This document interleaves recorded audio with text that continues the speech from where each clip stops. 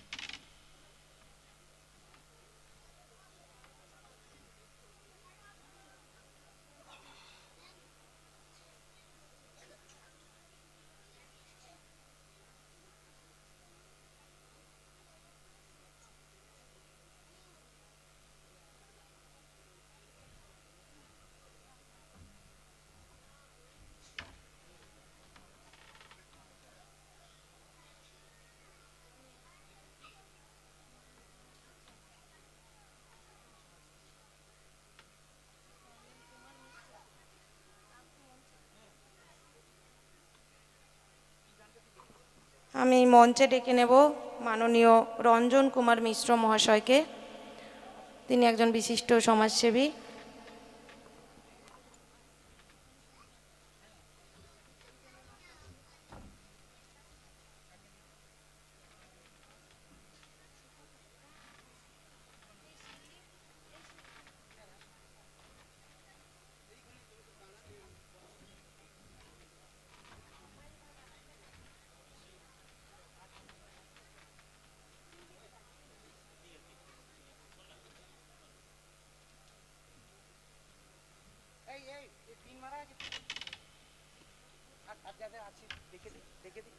তুই এখানকে আয়, তুই এখানকে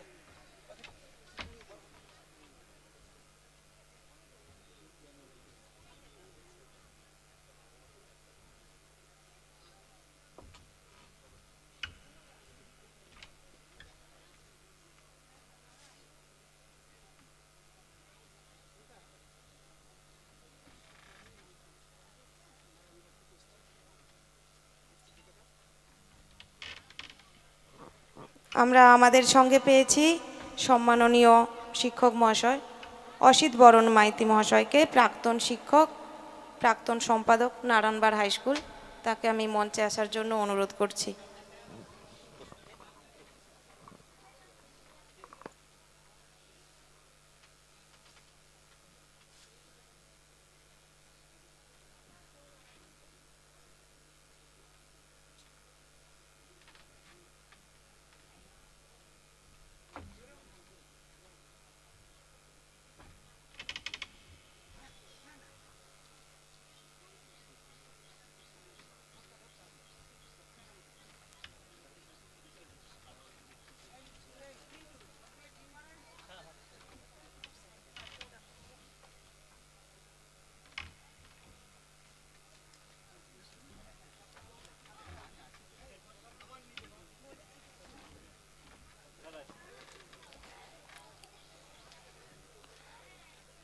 এই সভার কাজ শুরু হওয়ার আগে আমরা আমাদের মধ্যে পেয়েছি শ্রদ্ধেয় স্বরানন পণ্ডা মহাশয়, তাকে আমি সভাপতি হিসেবে তার নাম আমি প্রস্তাব করছি। আমি এই প্রস্তাব সর্বার্থকরণের সমর্থন করছি।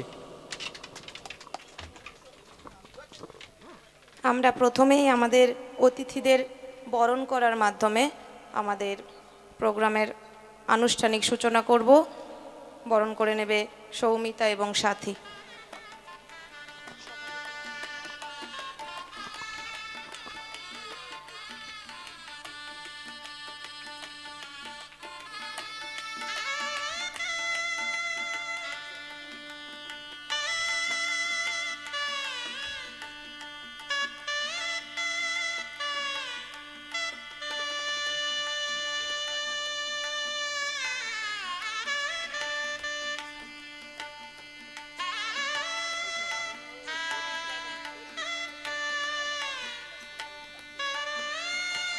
আমরা অতিথিদের বরণের সঙ্গে সঙ্গে আসলে সময়টা অনেকটাই এগিয়েছে, আমরা একটু দেরিতে চলছি, সেই জন্যই আমরা অতিথিদের বরণ চলুক, সেই সঙ্গে আমরা উদ্বোধনী সঙ্গীতের মাধ্যমে আমাদের অনুষ্ঠানের আনুষ্ঠানিক সূচনা করব। সঙ্গীত পরিবেশনায় শ্রেয়া গাঁতাইত, তুমি মঞ্চে চলে এসো।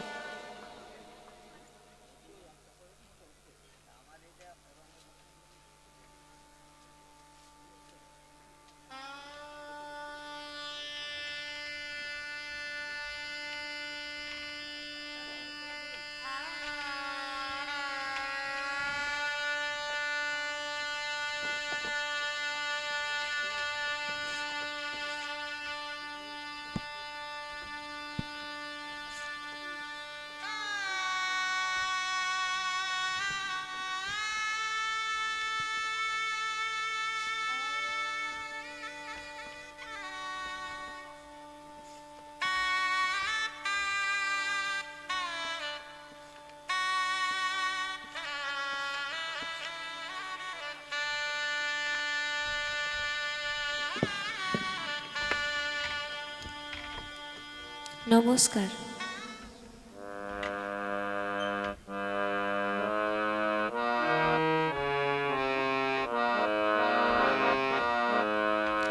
যদি তোরে ডাক শুনে কেউ না আসে তবে একলা চলো রে।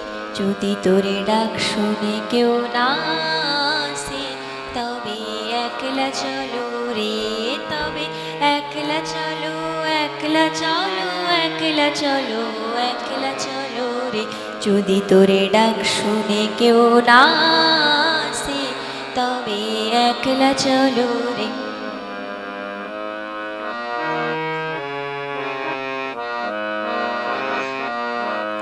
যদি কেউ কথা না কয় ওরে ওরে ও আভাগা, কেউ কথা না কয়, যদি সবাই থাকে মুখ ফেরাই সবাই কারে ভয়। যদি সবাই থাকে মুখ ফেরাই সবাই কারে ভয়। তবে পরাণ খুলে ও তুই মুখ ফুটে তোর মনের কথা একলা বলো রে। ও তুই মুখ ফুটে তোর মনের কথা একলা বলো রে, যদি তোরে ডাক শুনে কেউ না আসে, তবে একলা চলো রে।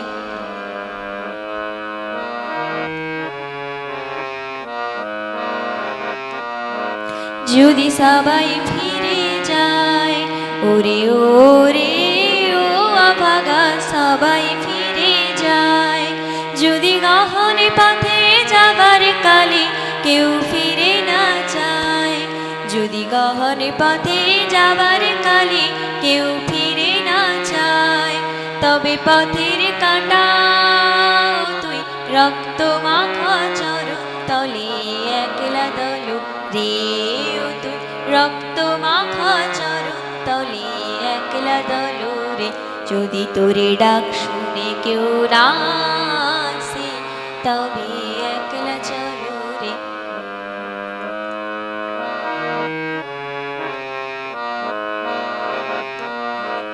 যদি আলো না ধরে, ওরে ওরে ও অভাগা আলো না ধরে, যদি ঝড় বাদলে আধারে রাতে দুয়ার দেয় ঘরে, যদি ঝড় বাদলে আধারে রাতে দুয়ার দেয় ঘরে, তবে বজ্রা নলে আপন বুকের পাঁজরে জ্বালিয়ে নিয়ে একলা চলো রে, আপন বুকের পাঁজরে জ্বালিয়ে নিয়ে একলা চলো রে, যদি তোরে ডাক শুনে কেউ না আসে, তবে একলা চলো রে, তবে একলা চলো, একলা চলো, একলা চলো, একলা চলো রে, যদি তোরে ডাক শুনে কেউ না আসে, তবে একলা চলো রে। নমস্কার। ধন্যবাদ জানাই শ্রেয়াকে। এখন আমরা এক আবেগঘন মুহূর্তে এসে উপস্থিত হয়েছি। যেহেতু আমি মেয়ে, প্রথমেই বলেছি আমার একটা অদ্ভুত অনুভূতি হচ্ছে, অদ্ভুত ভালো লাগা, গর্ব, মানে বলে বোঝানোর ভাষা আমার নেই যে আমার বাবার কর্মকাণ্ড নিয়ে একটা বই প্রকাশিত হবে। এটা যখন সত্যি আমি ভাবতে পারিনি, আজকে আপনাদের সকলের সাহায্য সহযোগিতায় এই দিনটা আমরা দেখতে পেলাম। এখন আনুষ্ঠানিকভাবে আমরা পুস্তকটি প্রকাশনার কাজ করব। পুস্তকটি আনুষ্ঠানিকভাবে প্রকাশ করবেন সম্মাননীয় অতিথি পঞ্চানন প্রধান মহাশয়, বিপ্লবী বিমল দাশগুপ্ত স্মৃতিরক্ষা কমিটির সম্পাদক। তাকে আমি অনুরোধ করছি আনুষ্ঠানিকভাবে বইটি প্রকাশ করার জন্য।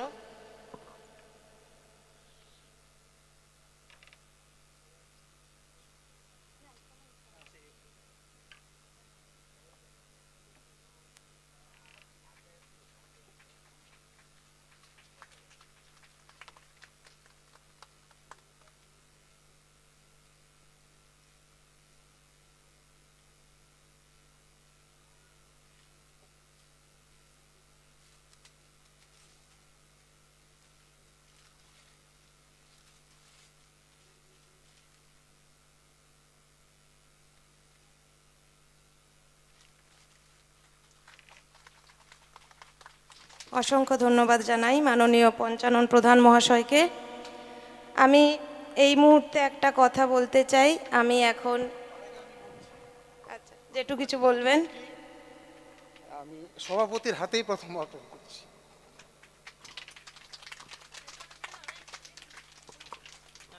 এখন সবার হাতেই একটা করে বই তুলে দেওয়া হবে। আমি এই মুহূর্তে বলছি, আমি এতক্ষণ সঞ্চালনার কাজ করেছি, এবার আমাদের মধ্যে পেয়েছি মাননীয় শিক্ষিকা সোনাকা পাল মহাশয়াকে। তাকে আমি অনুরোধ করছি এর পরের সঞ্চালনার দায়িত্ব তিনি নিন। আমি এখন স্টেজ থেকে চলে যাব। আমার ভীষণ ভালো লাগছে। আমি সত্যি আমার এই গর্ব, এই আনন্দ বলে বোঝানোর ভাষা নেই। আমি এখন আনুষ্ঠানিকভাবে মঞ্চ থেকে বিদায় নিচ্ছি। সকলকে অসংখ্য ধন্যবাদ। সবাইকে আবারও আমাদের অনুষ্ঠানে আহ্বান জানিয়ে আমি শেষ করছি। অনেক অনেক ধন্যবাদ জানাচ্ছি আমাদের কন্যাশ্রমা সুনিবাকে সুন্দরভাবে এই অনুষ্ঠানটি প্রথম থেকে সঞ্চালনা করার জন্য।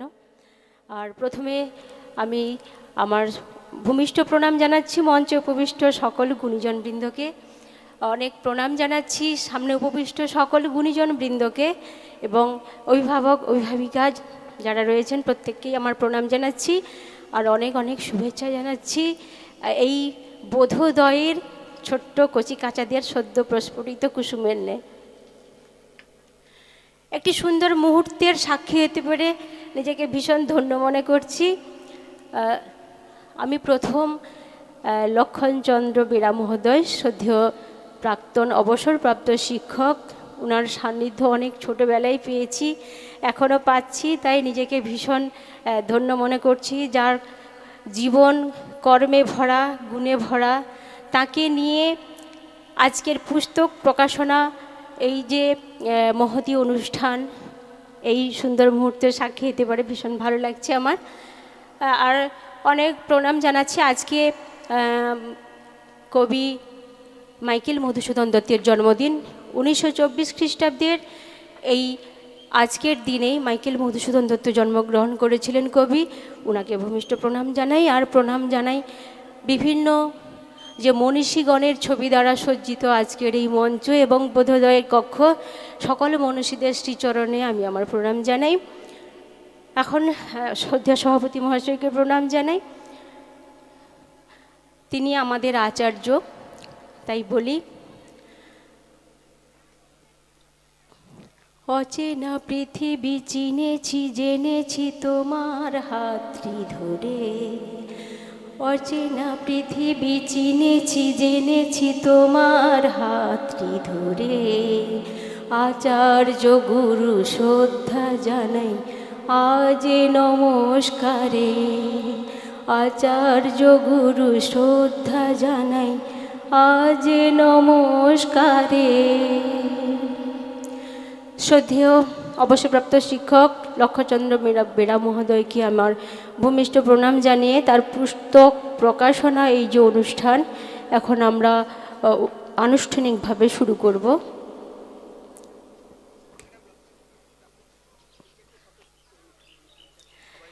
আজকের এই সুন্দর অনুষ্ঠান যাকে নিয়ে, যাকে কেন্দ্র করে, সেই শ্রদ্ধেয় লক্ষণচন্দ্র বেরা মহোদয়, শ্রদ্ধেয় শিক্ষক, আপনাকে মঞ্চে আসার জন্য অনুরোধ করছি।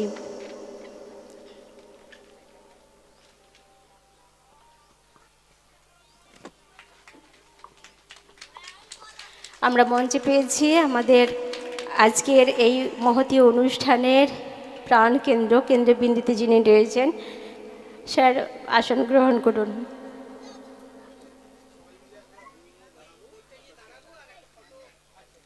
এখন বিশিষ্ট গুরুজন বৃন্দ মঞ্চে রয়েছেন, তাদের প্রত্যেকের হাতেই স্যারের কর্মজীবন সম্পর্কিত যে পুস্তক প্রকাশিত হয়েছে সেই পুস্তক সকলের হাতে তুলে দিয়েছেন এবং তার আনুষ্ঠানিক উদ্বোধন শুরু হচ্ছে, ফটোশ্যুট হচ্ছে। এখন করতালি দ্বারা আমরা শ্রদ্ধা জানাবো।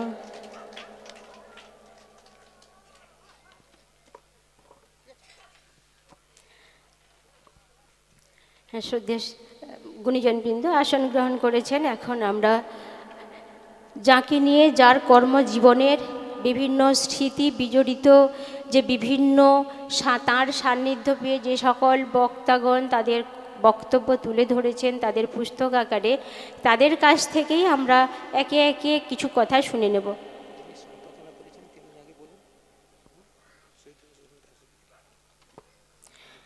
এই পুস্তক যিনি সম্পাদনা করেছেন শ্রদ্ধেয় চৈতন্যচরণ দাস অধিকারী মহাশয়, ওনাকে কিছু বলার জন্য অনুরোধ করছি।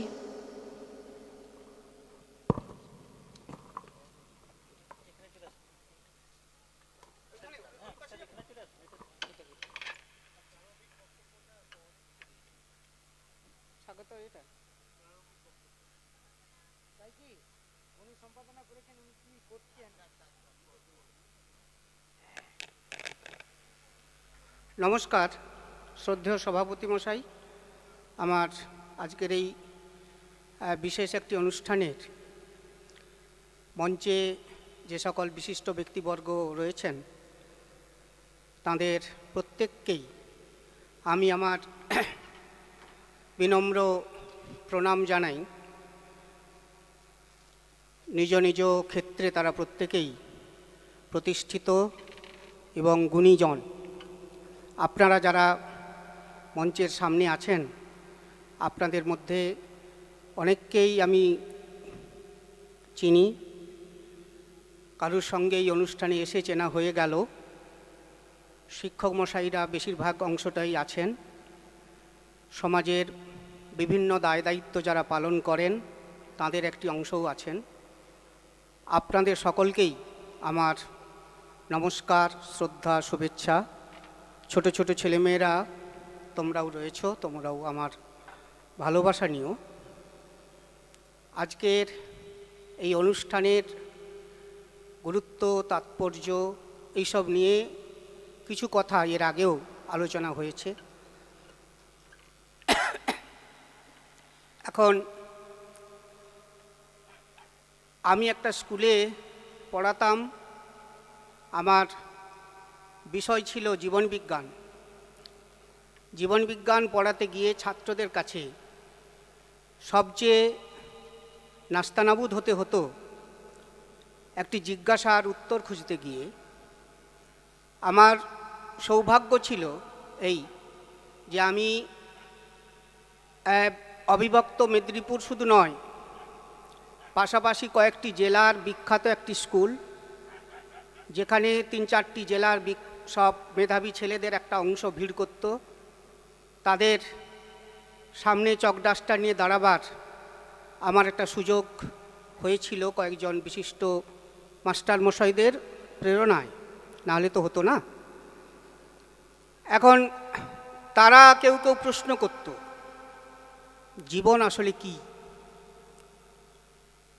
এর উত্তর খুঁজতে গিয়েই নাস্তানাবুদ হতে হয়েছিল, হতে হচ্ছেও আজও। বোধহয় আপনাদেরও এই প্রশ্নটুকু আপনাদেরও সমস্যায় ফেলে আমারই মতো। আজ থেকে ঠিক 76-77 বছর আগে সুইডেনেরই এক বিজ্ঞানী শ্রোয়েডিঙ্গার, তিনি নোবেল প্রাইজ পেয়েছিলেন এবং নোবেল পুরস্কার নেওয়ার অনুষ্ঠানে তাঁর লেখা একটি বই, ইংরেজিতে যার শিরোনাম হোয়াট ইজ লাইফ, সেইটা সম্বন্ধে বলতে গিয়ে তিনি যে বক্তৃতা দিয়েছিলেন তার একটা অংশে তিনি বলেছিলেন যে একটা পাখি, ধরুন সে উড়ছে, গতিশীল, জীবন মানেই তো আমরা গতিকে বুঝি, তাহলে তো গাড়িগুলোকে জীবিত বলতে হয়। একটা পাখি সে উড়ছে, কেউ তাকে গুলি করলো, সে ঝুপ করে আপনার পায়ের কাছে এসে পড়লো।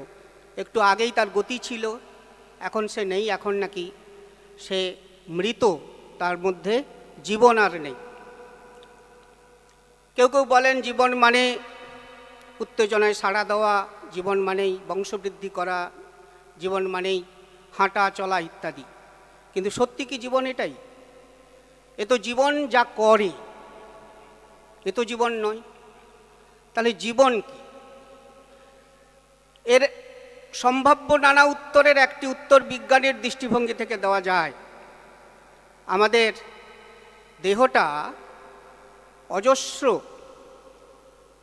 ইউনিট, কোষ নিয়ে তৈরি, এবং বিজ্ঞানীরা দেখেছেন সেই কোষের ভেতরে উঁকি দিয়ে, অণুবীক্ষণ যন্ত্রের সাহায্য নিয়ে উঁকি দিয়ে দেখেছেন যে লক্ষ লক্ষ কোটি কোটি নানা আকারের অণুপরমাণু তারা ভয়ঙ্কর ব্যস্ততার মধ্যে ওখানে ধাক্কাধাক্কি করছে এবং ওখানে ছোটাদৌড়া করছে।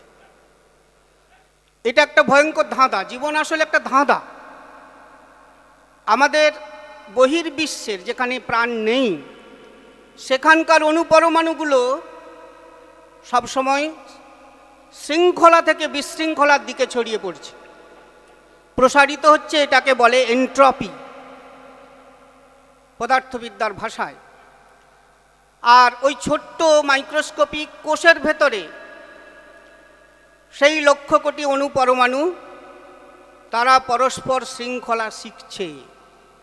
বিশৃঙ্খল থেকে ক্রমাগত শৃঙ্খলার অনুশীলন আর সেই অনুশীলনী জীবন, সেই অনুশীলনের বহিঃপ্রকাশী লাইফ।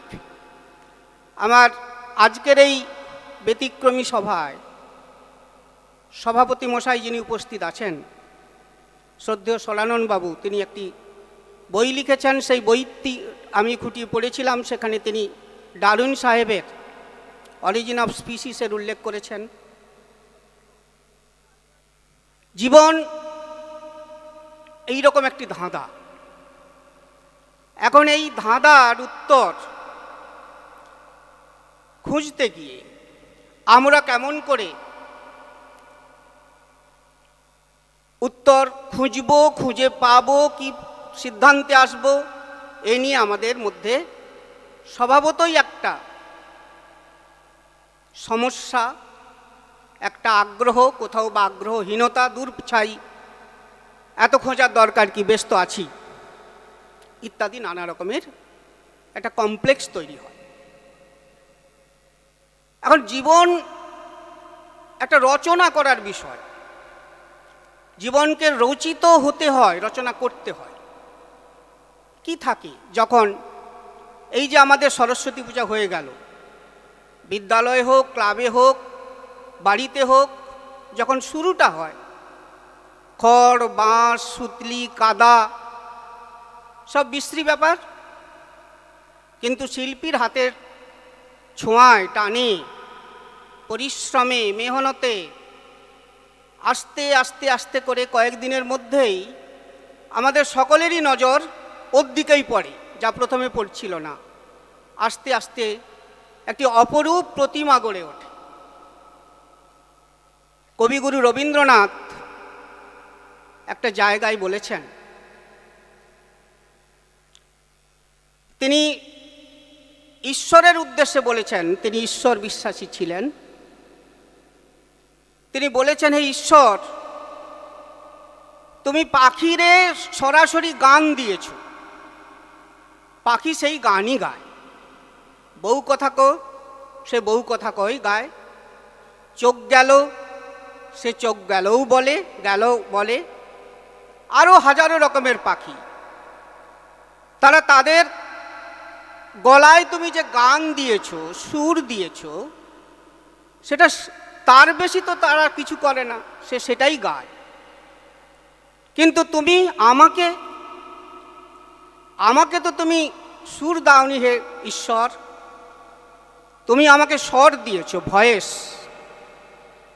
আমি সেই স্বর থেকে সুর সৃষ্টি করি। পাখিরে দিয়েছ গান, গায় সেই গান, তার বেশি করে না সে দান। আমারে দিয়েছ স্বর, আমি গাই গান, আমি তার চেয়ে বেশি করি দান। রবীন্দ্রনাথের এই অনুভূতি,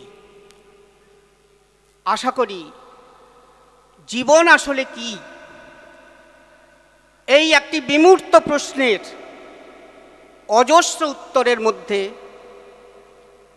এটি হয়তো একটি এমন দিশা, যে দিশাতে খানিকটা এই উত্তরের সন্ধানীরা খানিকটা আলো পাবেন। অবসর জীবনে কিছু বই পড়তে পড়তে আমার একটি বিশেষ বইয়ের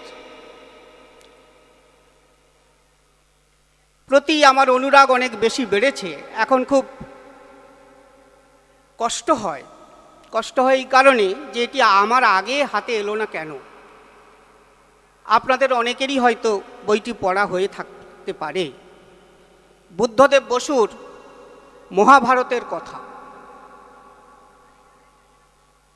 সেখানে একটি জায়গায় বইটির শেষে তিনি পরিশিষ্টের মধ্যে একটি বিশেষ ঘটনাকে উল্লেখ করেছেন।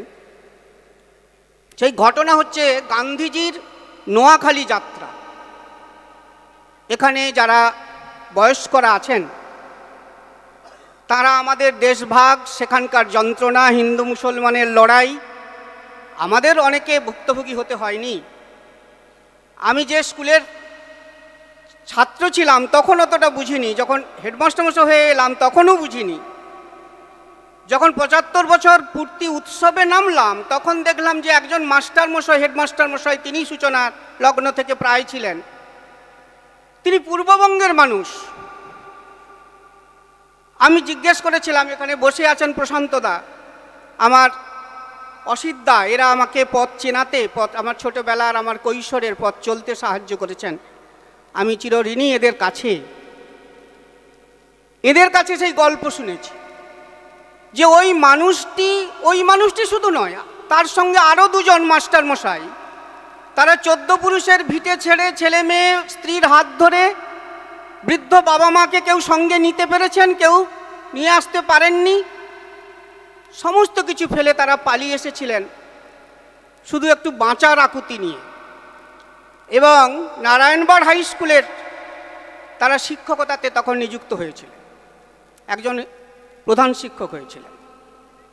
তো নোয়াখালীতে যে ভয়ঙ্কর দাঙ্গা হয়েছিল, সেই ভয়ঙ্কর দাঙ্গায় থামাবার জন্য গান্ধীজি একটি পদযাত্রার ব্যবস্থা করেছিলেন এবং গিয়েছিলেন। বুদ্ধদেব বসু লিখেছেন যে গান্ধীজির নোয়াখালী যাত্রা গান্ধীজিকে মুক্ত করেছিল, মুক্তি দিয়েছিল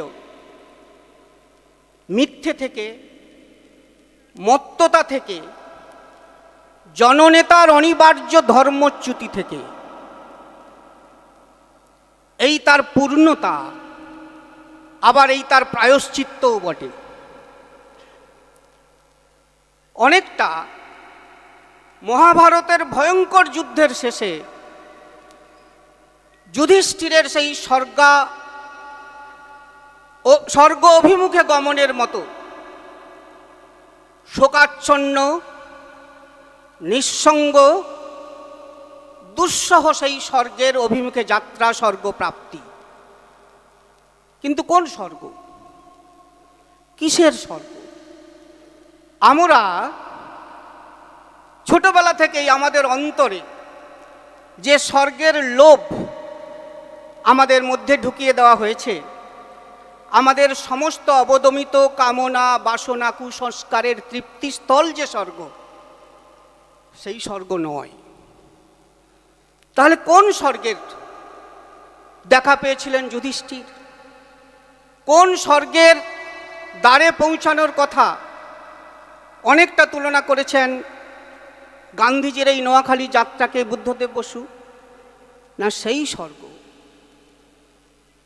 যেখানে ভয় নেই, বীরত্বও নেই, যেখানে কোনো আশ্রয় নেই কিন্তু নিশ্চয়তা আছে, যেখানে নিশ্চিত পরাজয় জেনেও, বিফলতা জেনেও বেঁচে থাকে অনন্ত আশা। যুধিষ্ঠির সেই স্বর্গের সন্ধানে হেঁটেছেন এবং সেই স্বর্গপ্রাপ্তি তার ঘটেছিল। পথে এক এক করে ভাইদের মৃত্যু দেখেছেন, স্ত্রীর মৃত্যু দেখেছেন, সেসব দেখেও তিনি ছিলেন অবিচলিত। কিন্তু স্বর্গের দ্বার প্রান্তে সে এক অচেনা, একেবারে তুচ্ছ এক অতিথি, এক সারমেয়র টানে তিনি এই প্রাপ্তিটুকুকে তুচ্ছ করতে এক মুহূর্তও সময় নেননি। কোনো দ্বিধাদ্বন্দ্ব তার মধ্যে ছিল না। তিনি ফিরে গিয়েছিলেন স্বর্গের দ্বার প্রান্ত থেকে। আসলে সব যুদ্ধ থেমে যাওয়ার পর, সব আশ্রয় ভেঙে যাওয়ার পর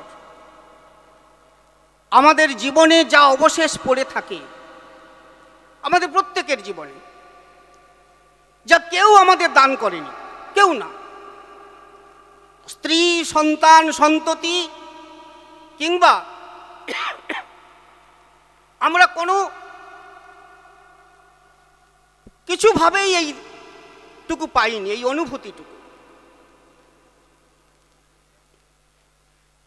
ধরুন সেই রকম একটা প্রাপ্তি, অতি ক্ষীণ এক আলোক, জ্ঞানের একটা রশ্মি, অতি ধীর গড়ে ওঠা কোনো উপলব্ধির হীরক বিন্দু, নিকষ কালো অন্ধকারের মধ্যে ভয়ঙ্কর বেদনার ভেতর একটু সামান্য আনন্দবোধ, এই হচ্ছে আমাদের প্রত্যেকের জীবনের অর্জন, যা আমাদের মতো করে আমাদের হৃদয়ে বাসা বাঁধে, আমাদের জীবনের শেষে সেই প্রাপ্তিটুকু থাকে। আমরা যারা কেউ কেউ সচেতনভাবে, কেউ কেউ অতটা সচেতন নাও হয়ে যারা জীবন কাটাচ্ছি, ওই যে বলিছে সোনার ঘড়ি টিক টিক টিক, সময় অনন্ত, একথা ঠিক, কিন্তু মানুষের জীবন সে তো সীমায়িত কালখণ্ড। দেওয়ালে টাঙানো ঘড়ির কাঁটাগুলো বৃত্তপথে ঘুরতে ঘুরতে বারে বারে আমাদের স্মরণ করিয়ে দিয়ে যায়। সময় চলিয়া যায় নদীর স্রোতের প্রায়, যে জন না বুঝে তারে ধিক শতধিক, বলিছে সোনার ঘড়ি টিক টিক টিক। রবীন্দ্রনাথ এই পলাতক সময়কে বাঁধতে চেয়েছিলেন গানে, গল্পে, কবিতায়, রঙে, তুলিতে, নৃত্যে, ছন্দে। পলাতক সময়কে তিনি অমর করে রাখতে চেষ্টা করেছিলেন, পেরেছিলেন। আমাদের তো সে সাধ্য নেই। তার প্রতিভার কণামাত্র লক্ষ্মণবাবুও তার আছে, তিনি দাবি করেন না। আমরা কেউ এমন পাগল নই যা দাবি করতে পারি বা দাবি করে থাকি, কিন্তু আমাদের প্রত্যেকেরই জীবনের একটা নিজস্ব অর্জন আছে। সেই অর্জনটুকুকে কে কতটা বাড়িয়ে নিতে পারেন, তার চেষ্টাটুকু যদি একটু আগে থেকেই আমরা সকলে শুরু করি, তাহলে জীবনের উপান্তে এসে আমাদের হাহাকারটা বোধহয় একটু কম করতে হয়। আর না হলে এখানে এক সমাজকর্মী বসে আছেন, তিনি আমাকে, আজকেই তার সঙ্গে আমার পরিচয় হলো, যদিও আমি আমার ছাত্রবেলা থেকেই তাকে একটু একটু করে দেখতাম। আজকে একটি প্রশ্ন করতে বড় ইচ্ছে করে তার কাছে। বিদ্যালয়গুলো যখন ছিল না, যখন রাস্তায় নেমেছিলেন বিদ্যালয় গড়তে, শ্রদ্ধেয় পঞ্চানন বাবুর কথাই আমি বলছি, আপনারা তো বিদ্যালয় গড়লেন। আজকে বিদ্যালয়গুলো একেবারে সে চাটাই থেকে শুরু করে, খড়ের চালা থেকে শুরু করে, আজ তো এক একটি বিশাল ঘর, তার নানা তৈজসপত্র।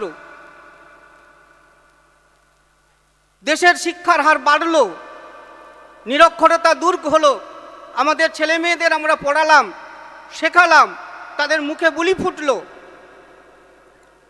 কিন্তু আমাদের হতাশ হতে হচ্ছে কেন?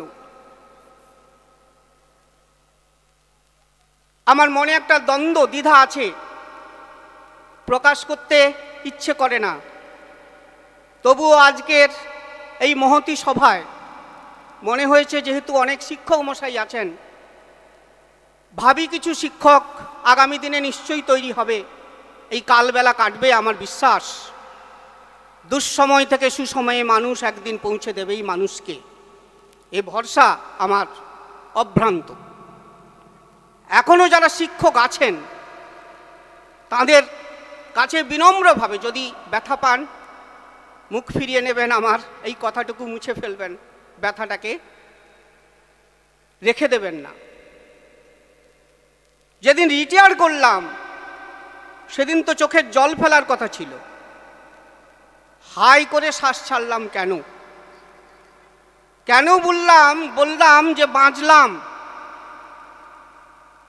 ফাঁকি দিইনি তো, ছেলে মেয়েদের কাছে যথাসাধ্য চেষ্টা করেছি তো। তাহলে কেন এই অনুভূতি তৈরি হলো মনের মধ্যে? কেন?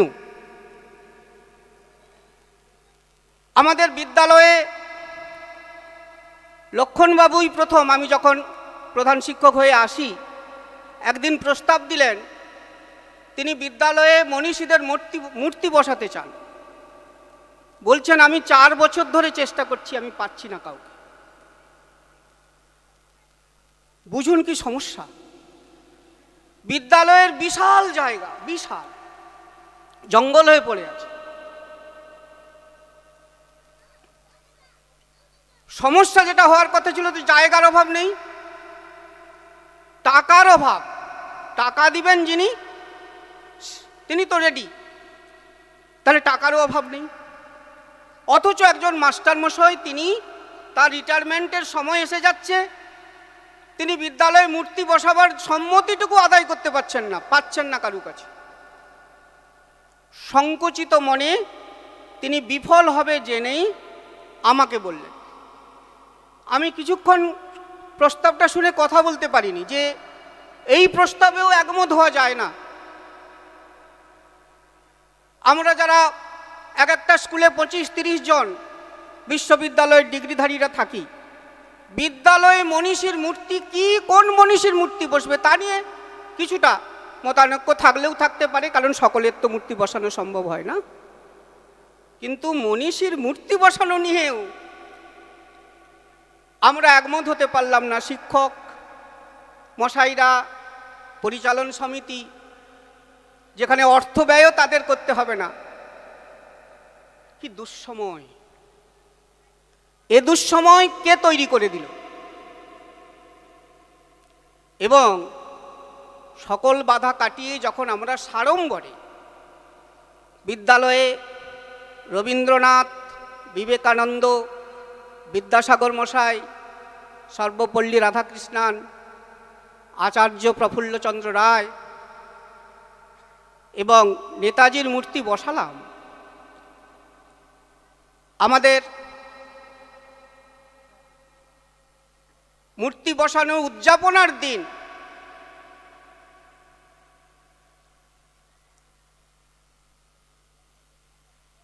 খুব গুরুত্বপূর্ণ পদে থাকা একজন মাস্টারমশাই, তারপরে 2 জন মাস্টারমশাই বললেন তারা ওই দিনটা আসতে পারবেন না, ছুটি নিচ্ছেন। কেন? না, ডাক্তার দেখাতে যাবেন। অসুখ বিসুখ, ডাক্তার, এ তো যন্ত্রণার কথা। আমার মনে কোনো রকমের কোনো সন্দেহ হয়নি। আমি এই যন্ত্রণার শেষ দিন পর্যন্ত বয়ে নিয়ে যাব। অনুষ্ঠানের পর 1-2 বছর কেটে গেছে, তারপরে একদিন শুনলাম সেই সত্যটুকু, যে আসলে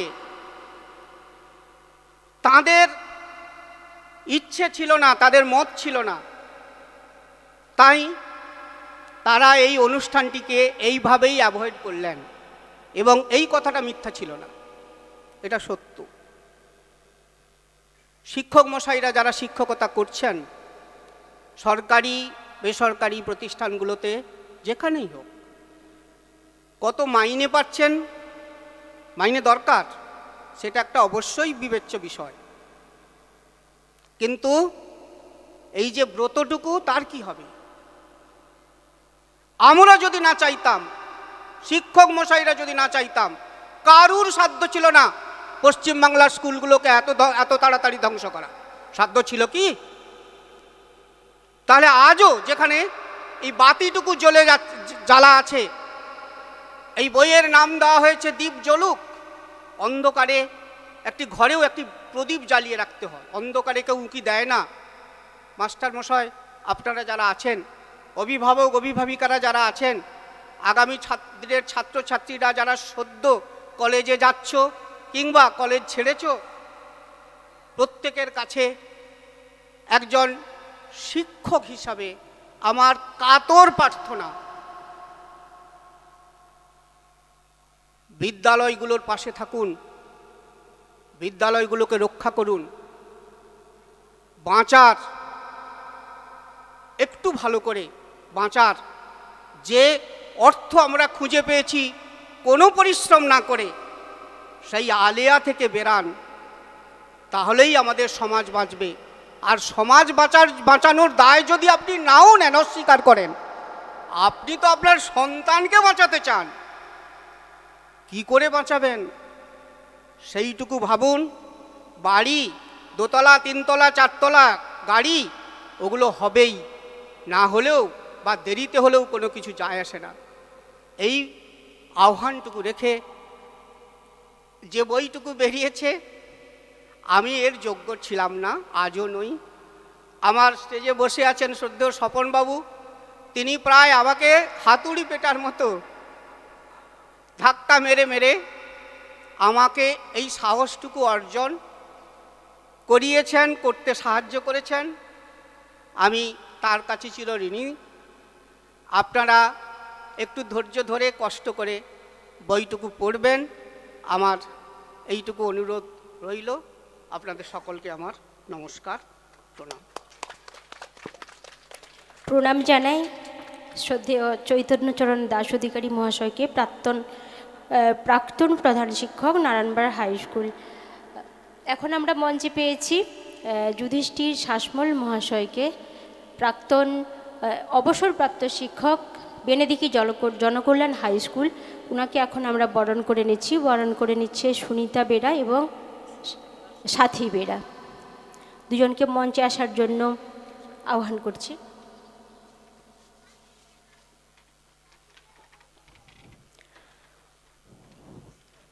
স্যারের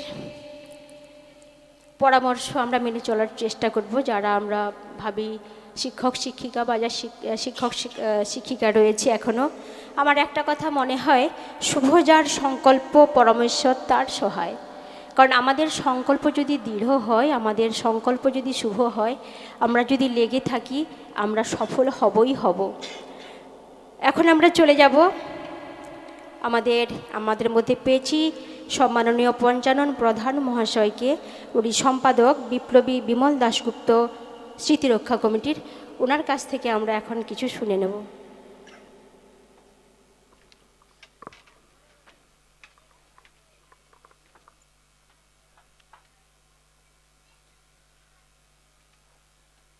সম্মানীয় সভাপতি, মঞ্চে উপবিষ্ট মাননীয় ব্যক্তিবর্গ এবং আজকের এই বোধোদয় এই প্রতিষ্ঠানের বার্ষিকী অনুষ্ঠানে উপস্থিত গুণীজন, ছোটরাও আছেন।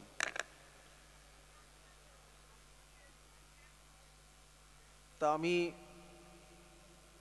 এই অনুষ্ঠান শুরু হওয়ার প্রায় প্রথম থেকেই এসেছি।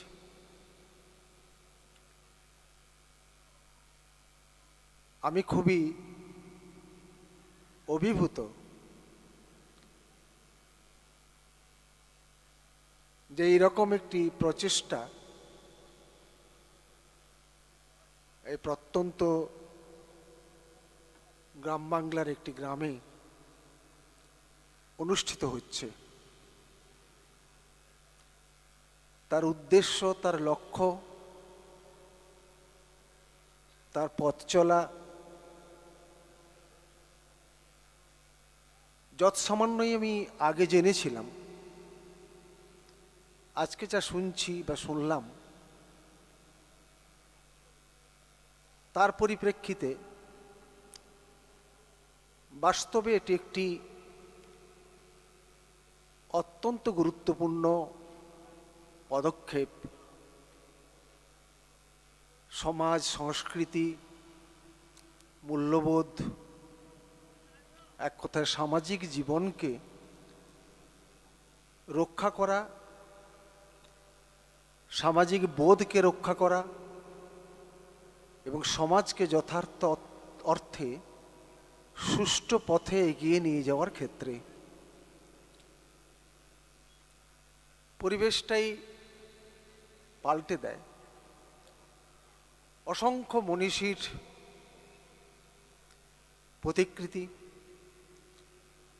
তাদের বক্তব্য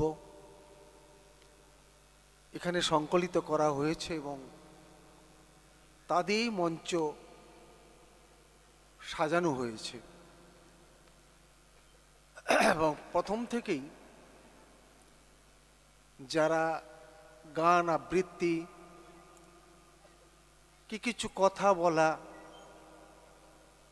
এসব করেছেন, সকলেই কিন্তু একটা উদ্দেশ্য, লক্ষ্যকে সামনে রেখেই করেছেন এবং সেটা বোধোদয় প্রতিষ্ঠানের উদ্দেশ্য লক্ষ্যের সঙ্গেই কিন্তু সম্পৃক্ত। তার যিনি পরিচালক লক্ষণবাবু, তারই নির্দেশিত পথনির্দেশ। তাই এই অনুষ্ঠান সেই অর্থে আমার কাছে খুবই গুরুত্বপূর্ণ।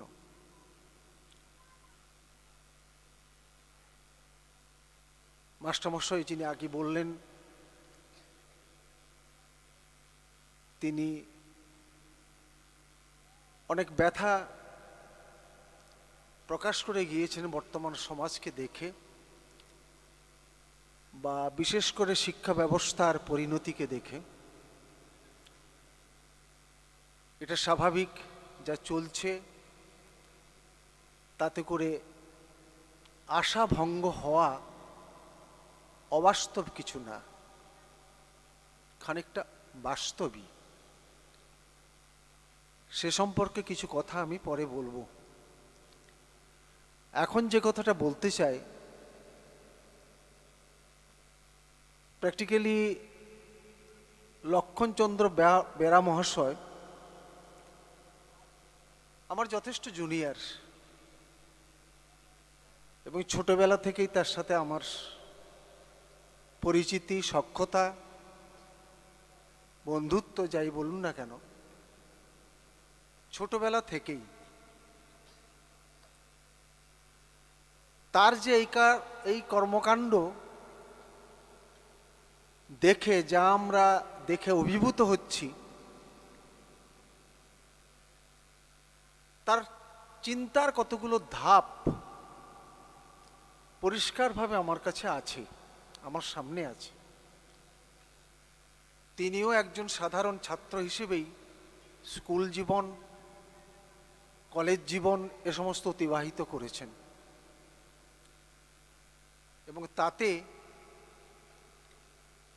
সাধারণ মানুষ যেভাবে ভাবনা চিন্তা করেন, তার চেয়ে খুব বেশি একটা বাড়িয়ে কিছু ভাবতে পেরেছিলেন প্রথমের দিকে তা কিন্তু না।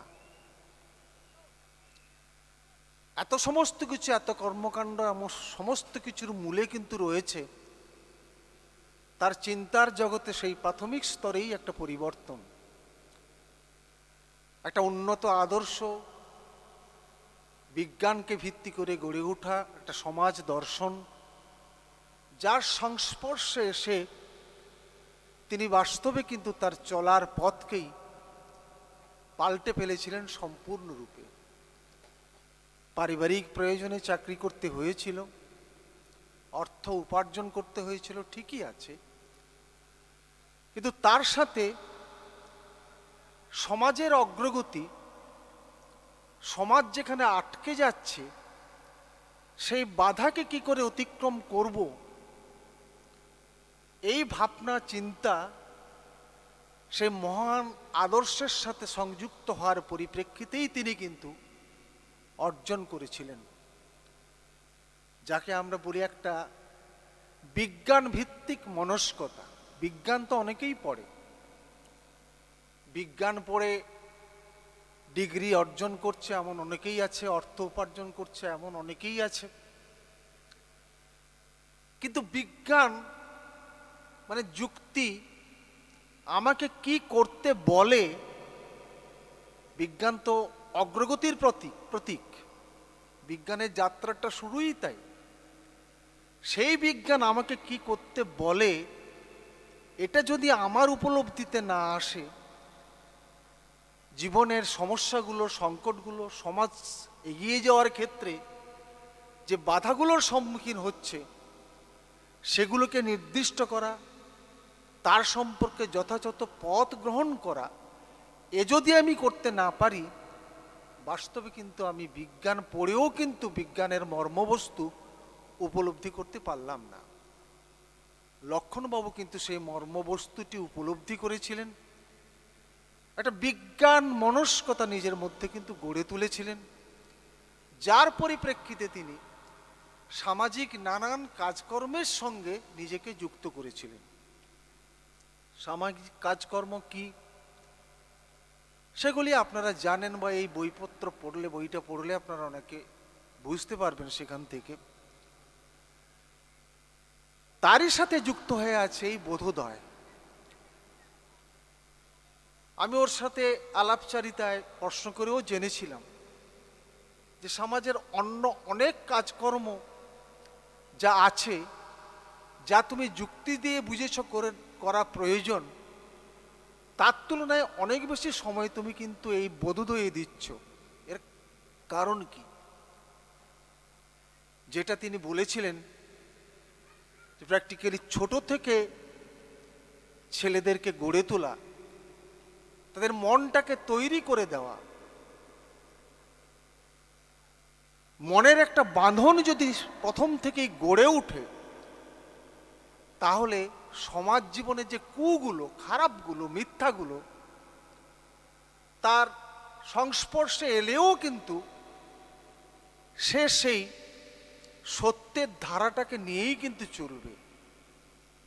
প্রথম থেকে জীবনটাকে যদি সেভাবে পরিচালিত করা হয়, গড়ে দেওয়া হয়, এই একটা লক্ষ্য উদ্দেশ্যকে সামনে রেখেই কিন্তু তিনি এই বোধোদয় গড়ে তোলা বা পরিচালনা করা, তার ব্যবস্থাপনা, সমস্ত কিছুর মধ্যেই কিন্তু এই উদ্দেশ্য লক্ষ্যটিকে সামনে রেখে এই কাজটি করে চলেছেন। বাৎসরিক অনুষ্ঠান, অভিভাবকদের নিয়ে, ছাত্রদের নিয়ে ভ্রমণ তো শুধু ভ্রমণের জন্য না, তার অনেক ঐতিহাসিক সামাজিক তাৎপর্য রয়েছে। সব কিছুকে মাথায় রেখেই কিন্তু তিনি এই কাজগুলি করেন। ফলে সেই অর্থে বোধোদয় তার যে বিজ্ঞান ভিত্তিক চিন্তা, বিজ্ঞান মনস্কতা, তারই পরিচায়ক এবং তারই পরিপ্রেক্ষিতেই তিনি কিন্তু এই সংগঠনটাকে পরিচালনা করবার চেষ্টা করছেন। এবং আমি মনে করি যথার্থই এটি একটি গুরুত্বপূর্ণ পদক্ষেপ। বাস্তবে যে অবক্ষয়ের সামনে এসে আমরা দাঁড়িয়েছি, মাননীয় চৈতন্যবাবু যা উল্লেখ করেছেন, ব্যথা পেয়েছেন, এক কথায় আমি বলতে পারি যে সমাজটা যে এগিয়েছে সেই আদিম যুগ থেকে, কাঁচা মাংস খাওয়া থেকে শুরু করে আজকে মানুষের এই যে এত বড় অগ্রগতি, এই সমগ্র অগ্রগতির ধারাটা বিচার করলে আমরা দেখব কিন্তু দুটো শক্তির দ্বন্দ্ব সবসময়ই চলছে। ভালো আর মন্দের, সত্য আর মিথ্যা, প্রগতি আর প্রতিক্রিয়া, এ দ্বন্দ্ব আছে। আর এই দ্বন্দ্ব আছে বলেই এক একটা যুগে প্রতিক্রিয়াকে খর্ব করে কিন্তু প্রগতির পথ চলা, প্রগতি তার পথকে প্রশস্ত করতে পেরেছে। একটা সময়ে আমাদের দেশে এই রবীন্দ্রনাথ, শরৎচন্দ্র, তার আগে বিদ্যাসাগর, রামমোহন, যাদের ছবি আমরা এখানে দেখছি, যাদের বক্তব্য এখানে আমরা পড়ছি, তারা সেই অন্ধকার কুসংস্কারাচ্ছন্ন মধ্যযুগ থেকে ভারতকে এগিয়ে নিয়ে যাওয়ার ক্ষেত্রে নবজাগরণের যে চিন্তা ভাবনা নিয়ে এসেছিলেন, সাম্য, মৈত্রী, স্বাধীনতা, ব্যক্তিমুক্তি, ব্যক্তি স্বাধীনতা, নারী স্বাধীনতা, এই যে বিষয়গুলো যা ইউরোপকে কাঁপিয়ে তুলেছিল, তারই ধারাবাহিকতাই কিন্তু এখানে এসেছিল। সেই চিন্তা, সেই ভাবনা, এবং সেই চিন্তা, সেই ভাবনাকে ভিত্তি করেই কিন্তু পরবর্তীকালে দেশের স্বাধীনতা আন্দোলন গড়ে ওঠে। যখন তারা এই ভাবনা চিন্তা করেছিলেন, সে সময়ে কিন্তু দেশ পরাধীনতার শৃঙ্খলে বাঁধা। তা সেই পরাধীনতার শৃঙ্খল মুক্তির ক্ষেত্রে পরবর্তীকালে সেই যুক্তি বিজ্ঞানকে ভিত্তি করেই বিদেশি শাসনকে আমরা মানি না, মানব না, এই যে পথ চলা যুক্তিকে বিজ্ঞানকে ভিত্তি করেই, সেটাই কিন্তু ভবিষ্যতে রক্তের স্রোতের ভেতর দিয়ে দেশকে মুক্ত করেছিল, স্বাধীনতা গড়ে তুলেছিল, স্বাধীনতা এনেছিল।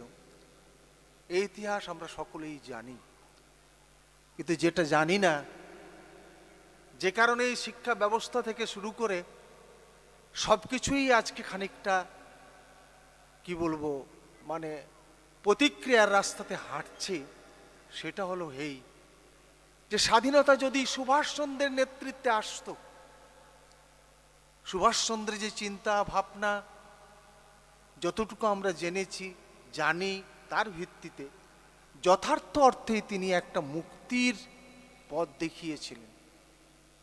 সেক্ষেত্রে সেই সময়েই শুধু ব্রিটিশ সাম্রাজ্যবাদী শক্তি না, দেশের মধ্যেও মুক্তি আন্দোলন গড়ে তুলতে গেলে তারও মধ্যে যে চিন্তার দ্বন্দ্ব রয়েছে, সেই চিন্তার দ্বন্দ্বে কোনটা প্রগতির কোনটা প্রতিক্রিয়ার, সেটা নির্ধারণ করতে হবে। এবং সেটা না করলে যথার্থ ব্রিটিশ হয়তো যাবে, স্বাধীনতা হয়তো আসবে, মুক্তি কিন্তু আসবে না। সুভাষচন্দ্রের কথাতেই ছিল, সুভাষচন্দ্রের কথাতেই আছে। দুর্ভাগ্যক্রমে, ভাগ্য শব্দটা আমি ইউজ করি না, কথাটা প্রচলিত তাই এসে গেল, সুভাষচন্দ্র বা তার নেতৃত্বে দেশের স্বাধীনতা আসেনি, আসতে পারল না, তাকে দেশ ছাড়তে হলো। দেশ কেন ছাড়তে হলো, কংগ্রেস কেন ছাড়তে হলো, আপনারা যারা গুণীজন তারা অনেকেই জানেন। কংগ্রেস যার লড়াইয়ের একমাত্র হাতিয়ার ছিল, সেই কংগ্রেসকে ছাড়তে হয়েছিল সুভাষচন্দ্রকে, ছাড়তে হয়েছিল মানে ছাড়িয়ে দেওয়া হয়েছিল তাকে। শেষ পর্যন্ত তিনি চলে গিয়েছিলেন বাইরে, বাইরে সৈন্যবাহিনী গঠন করে। কি তেজ, কি দৃঢ়তা, কি মনোবল থাকলে একটা মানুষ শুধু একটা জামা কাপড় পরে বাইরে বেরিয়ে গিয়ে সৈন্যবাহিনী গড়ে তুলে যুদ্ধ করতে করতে দেশকে মুক্ত করার জন্য এগিয়ে আসতে পারে। আমি সেই ইতিহাসে যাচ্ছি না, আমি শুধু বলবো যে তার নেতৃত্বে স্বাধীনতা আসেনি। এলো না বলেই কিন্তু যারা ক্ষমতায় বসলো তারা দেশের মানুষকে স্বাধীনতার গল্প শুনিয়েছে, কথা শুনিয়েছে, আমরা বাড়িতে বাড়িতে ঝান্ডা টাঙিয়েছি ঠিকই, কিন্তু যথার্থ অর্থে মুক্তি যে রাস্তায় আসতে পারত, সে রাস্তায় কিন্তু আমরা হাঁটতে পারিনি, হাঁটতে দেয়নি আমাদের নেতৃবৃন্দ। তার কারণ কি, এই আলোচনা সভা তার ব্যাখ্যার জন্য না, আমি শুধু এটুকুই বলবো যে দেয়নি। আর দেয়নি যেই কথাটা শুধু অর্থনৈতিক ক্ষেত্রে আক্রমণ না, আমরা কাজ পাই না, বেকার, খাদ্য পাই না, খাদ্য সংকট, কৃষকরা ফসলের দাম পায় না, এ শুধু না, সবচেয়ে বড় আক্রমণটা হচ্ছে মানুষের কাছ থেকে মনুষ্যত্ব, বিবেক, তার সংস্কৃতি, তার মূল্যবোধ, ভালোবাসা, মানুষকে ভালোবাসা, সমাজকে ভালোবাসা, যা আজকের এই এখানে ছোটরা অনেকেই তাদের কবিতা, গানে এই কথাগুলো রেখেছেন, সেটাকেই তারা ভুলিয়ে দিতে চেয়েছেন। মানুষ যন্ত্রে তৈরি পরিণত হোক, মানুষ টাকা রোজগারের যন্ত্র, আবার টাকা রোজগার করছে খুব মুষ্টিমেয় মানুষ, অধিকাংশের জীবন আজকে প্রায় শেষ হয়ে যাওয়ার মুখে। 12 মিনিটে একজন করে কৃষক আত্মহত্যা করে, 12 মিনিটে একজন করে কৃষক ভারতবর্ষে। ভাবুন কি পরিণতি। আর এটা যাতে বুঝতে না পারি, তার জন্য মানুষকে, তার কাছ থেকে শিক্ষাকে কাড়ো, শিক্ষার মর্যাদাকে নষ্ট করো। শিক্ষা পাক, কিন্তু শিক্ষা বলতে যা বলে মানুষ গড়ে তোলা, মনুষ্যত্ব, মূল্যবোধ, সংস্কৃতি, সেটা ধ্বংস হোক, সেটা গড়ে উঠে কেটে চায় না। সংস্কৃতি মানে গান না, আবৃত্তির না, একটা মূল্যবোধ, ভালোবাসা, সমাজকে ভালোবাসি, মানুষকে ভালোবাসি, তার অগ্রগতি চাই। সে কোথায় আটকাচ্ছে, সমাজ প্রগতিতে কোথায় বাধা, আমি সেটা বুঝেছি আমার বিজ্ঞান মনস্ক মানুষ দিয়ে, এবং সেক্ষেত্রে আমার যা করণীয় আমি তা করছি। আমি যদি সেটা না করি, অন্ধতার বশবর্তী হই, আজকে রাজনীতির নামে যা চলছে, রাজনীতির প্রসঙ্গ এসেছে তাই আমি বলছি, মানুষকে হয় মন্দির না হলে মসজিদ, এদের মধ্যে মাতিয়ে দাও। মন্দির মসজিদ মানুষকে খাদ্য দেবে? তা দেবে না। ধর্ম ব্যক্তিগত, যে পারবে তার মতো করে সে আচরণ করুক, আপত্তি তাতে কিছু নেই। যারা করে ভালোভাবে করে তাদেরকে আমি শ্রদ্ধাও করি, কিন্তু ওটাই মানুষের বা জীবনের সমাজের সমস্যা সংকট মুক্ত করবে, এটা কিন্তু সঠিক ধারণা নয়। ফলে বিজ্ঞান মনস্ক মানুষের আজকে কিন্তু সমাজের সংকটটা কোথায় সেটা বুঝে সেক্ষেত্রে কিন্তু ভূমিকা পালন করতে হবে। নারী নিগ্রহের ঘটনা প্রতিদিন ঘটে চলেছে, প্রতিদিন। এটা কি মানে ভাবা যায়? এটা কি প্রয়োজনীয় ছিল? কি কারণে পশু তৈরি হচ্ছে? যারা নারী নিগ্রহ করে সে কিন্তু আমাদেরই বাড়ির ছেলে মেয়েরা। তারা এভাবে হচ্ছে কি করে? আজকে কি শিক্ষার ভিত্তি? সেটা কি শিক্ষা? কুশিক্ষা। তাহলে এই কুশিক্ষাকে যারা আচরণ করছে বা চালিয়ে নিয়ে যেতে সাহায্য করছে তারা কারা? মদ জুয়া সাট্টায় যে গোটা দেশটাকে ভরিয়ে দিল, তার বিরুদ্ধে লড়ার কিন্তু সময় এসে গিয়েছে, বলার কিন্তু সময় এসে গিয়েছে। ফলে লক্ষ্মণবাবুর বোধোদয়ের মতো অসংখ্য বোধোদয় গড়ে উঠুক, সেখানে ছেলেমেয়েরা সত্যিকারের অর্থে মনুষ্যত্ব বিবেকের চর্চা করুক, মানুষ গড়ে ওঠার শিক্ষা পাক। শুধু বোধোদয় নয়, তার পরবর্তীকালে যে স্কুল কলেজ বিশ্ববিদ্যালয়ের পাঠ আমাদের পড়তে হয় সেখানেও কিন্তু এটা জীবন দর্শন হিসেবে আসুক। এটা নিয়ে আসার ক্ষেত্রে আসুক, এই ইচ্ছাটা প্রকাশ করাটা খুব বড় কথা কিছু নয়। আনতে গেলে কি করা দরকার? সেক্ষেত্রে এই ভূমিকা পালন করা, ছোট ছোট ভূমিকা, তার চেয়েও বড় ভূমিকা যারা পালন করতে পারবেন সামাজিক আন্দোলনের সঙ্গে যুক্ত থেকে, তাদেরকে কিন্তু সে কাজে যুক্ত হতে হবে। চুপ করে থেকে, অভিমান করে থেকে, মুখ ফিরিয়ে থেকে এ সমাজকে রক্ষা করা যাবে না। আপনার আমার সন্তান সন্ততি সত্যি সত্যিই অর্থে ভয়ঙ্কর দুর্দিনের মধ্যেই আছে, ভয়ঙ্কর অবস্থার মধ্যেই আছে, এবং সেটাই ডিমান্ড করছে। যদি তাদেরকে রক্ষা আমরা করতে চাই, সত্যটাকে বুঝে নিয়ে সেক্ষেত্রে কিছু ভূমিকা পালন করা। লক্ষ্মণবাবু সেখানে পথ দেখিয়েছেন, আমরাও সে পথ অনুসরণ করে আপনারা আমরা সকলেই এগিয়ে যাওয়ার বা সমাজকে রক্ষা করার একটা প্রতিশ্রুতিতে প্রতিজ্ঞাবদ্ধ হব। এই আহ্বানটুকু রেখে আমি আমার কথা শেষ করলাম। নমস্কার। প্রণাম জানাই শ্রদ্ধেয় পঞ্চানন প্রধান মহোদয়কে। সুন্দরভাবে শুনছিলাম এবং অভিভূত হচ্ছিলাম। একটা কথা মনে হচ্ছে, ওইসব মূঢ় ম্লান মুখে ধনিয়া তুলিতে হবে ভাষা। আর সেই কর্মের ব্রতী যিনি হয়েছেন আমাদের লক্ষণচন্দ্র বেরা মহোদয়, আমাদের অবসরপ্রাপ্ত শিক্ষক। আমরা সকলেই তার সঙ্গে কাঁধে কাঁধ মিলিয়ে এগিয়ে যাব, পুঁথিগত বিদ্যার সঙ্গে সঙ্গে তাদের প্রকৃত মানুষ হতে সাহায্য করব। এই অঙ্গীকারে অঙ্গীকারবদ্ধ হয়ে আমরা পথ চলতে থাকব। এখন আমরা এখন কবিতা শুনব, একটু অন্য স্বাদে যাব। এখন আমাদের কবিতা শোনাবেন তাপস কুমার দাস মহাশয়, বিশিষ্ট কবি এবং সাহিত্যিক। ওনার কাছ থেকে আমরা আবৃত্তি শুনব।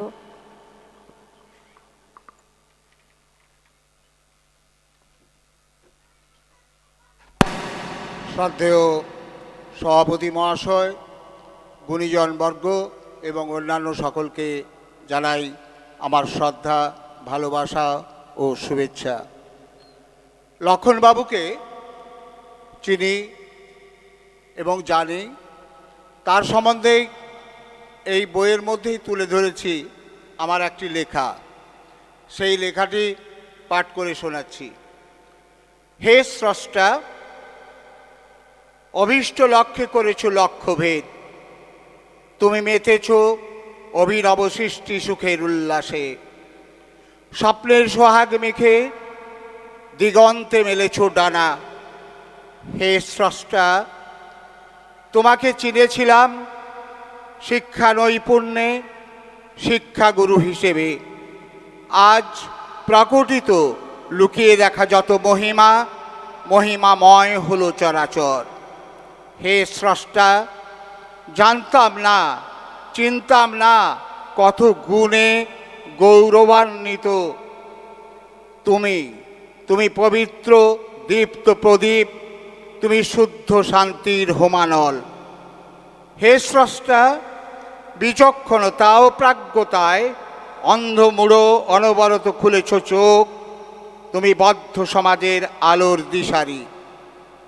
হে স্রষ্টা, সৃষ্টির ওড়াও ধ্বজা, এগিয়ে চলো, ঘুম ভাঙাও, বিজ্ঞান মননে চেতনায় কুসংস্কার অবনমিত হোক, ভণ্ডামি নিপাত যাক।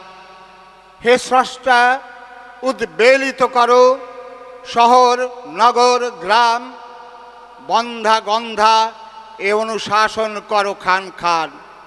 যুক্তিবাদের বুল্ডোজারে সমতলিত হোক এ সমাজ সভ্যতার মেকি অহংকার। হে স্রষ্টা, তারপর ক্ষান্ত হও, শান্ত হও, বরণডালা সাজিয়ে নিয়ে আমরা থাকব পথে, গলায় দেব জয়মাল্য, ললটে চন্দন ফোঁটা, খুশি মনে উড়িয়ে দেব শান্তির পারাবত, দীর্ঘায়ু কামনায়। নমস্কার। আরও একটি কবিতা আমার কাব্যগ্রন্থ তবু নিবিড় আমরা থেকে, যেহেতু 23শে জানুয়ারি গেল, তারই একটি কবিতা। কবিতাটির নাম নেতাজি। সে এক জ্যোতির্ময় দেব শিশু, আমাদেরই ঘরের বীর দামাল সন্তান, যে জন্মেছিল 1897-এর 23শে জানুয়ারি। পরাধীনতার গ্লানি ধরে ভূমিষ্ঠ পরে ভয়ে কাঁপছিল মা, লুকোচ্ছিল আঁচলে। জন্মেই শুনেছে ভারী বুটের শব্দ, শাসন আর শোষণের গর্জন। শিশু মানে পুঞ্জীভূত হচ্ছিল বারুদ, উসকুস করছিল কৈশোরে, আর যৌবনে জ্বালিয়ে দিল দাবানল।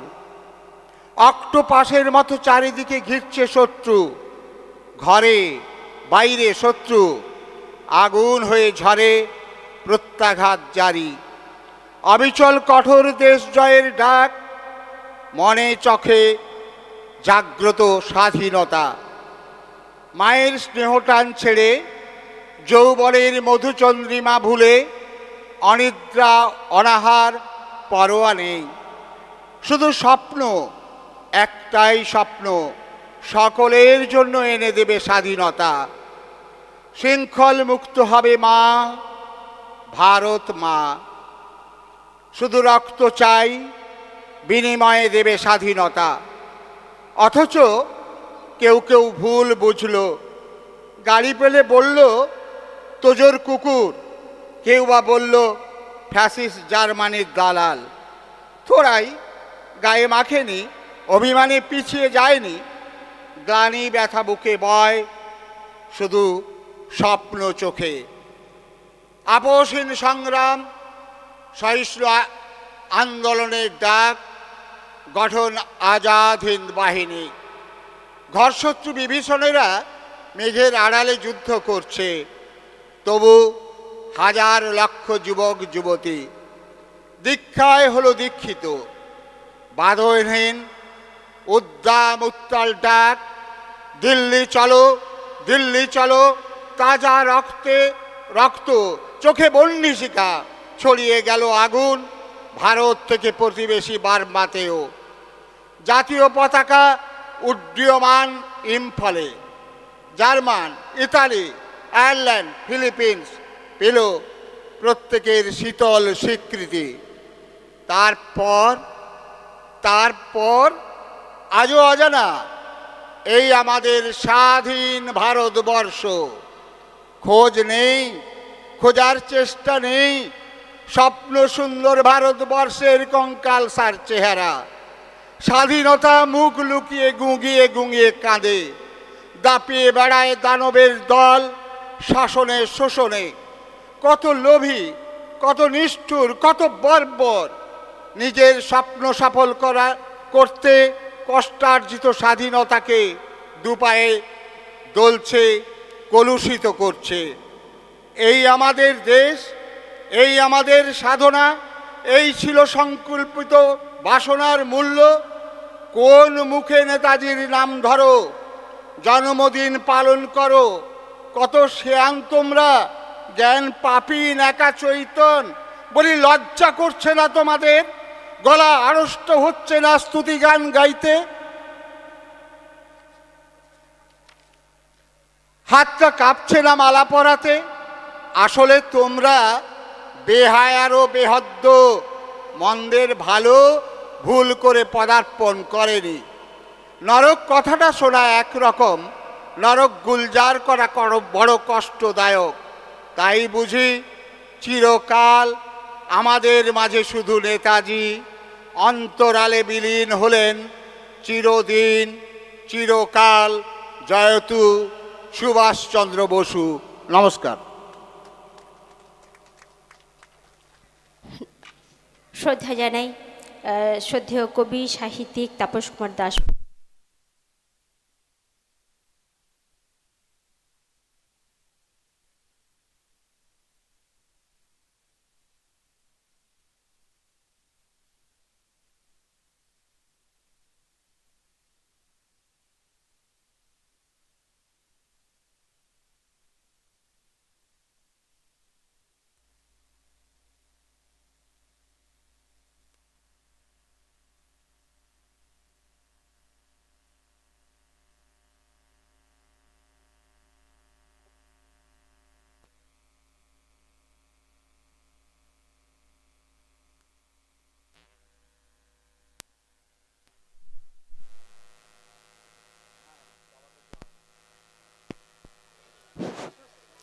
গঙ্গা সিন্ধু নর্মদা কাবেরী যমুনা ওই বহিয়া চলেছে আগের মতো, কই রে আগের মানুষ কই? গঙ্গা সিন্ধু নর্মদা। আসুন আবারও একটু কথা শুনি। এখন আমাদের মধ্যে রয়েছেন প্রশান্ত কুমার দাস মহাশয়, প্রাক্তন শিক্ষক, নারায়ণবাড় হাই স্কুল। ওনার কাছ থেকে আমরা কিছু শুনে নিই।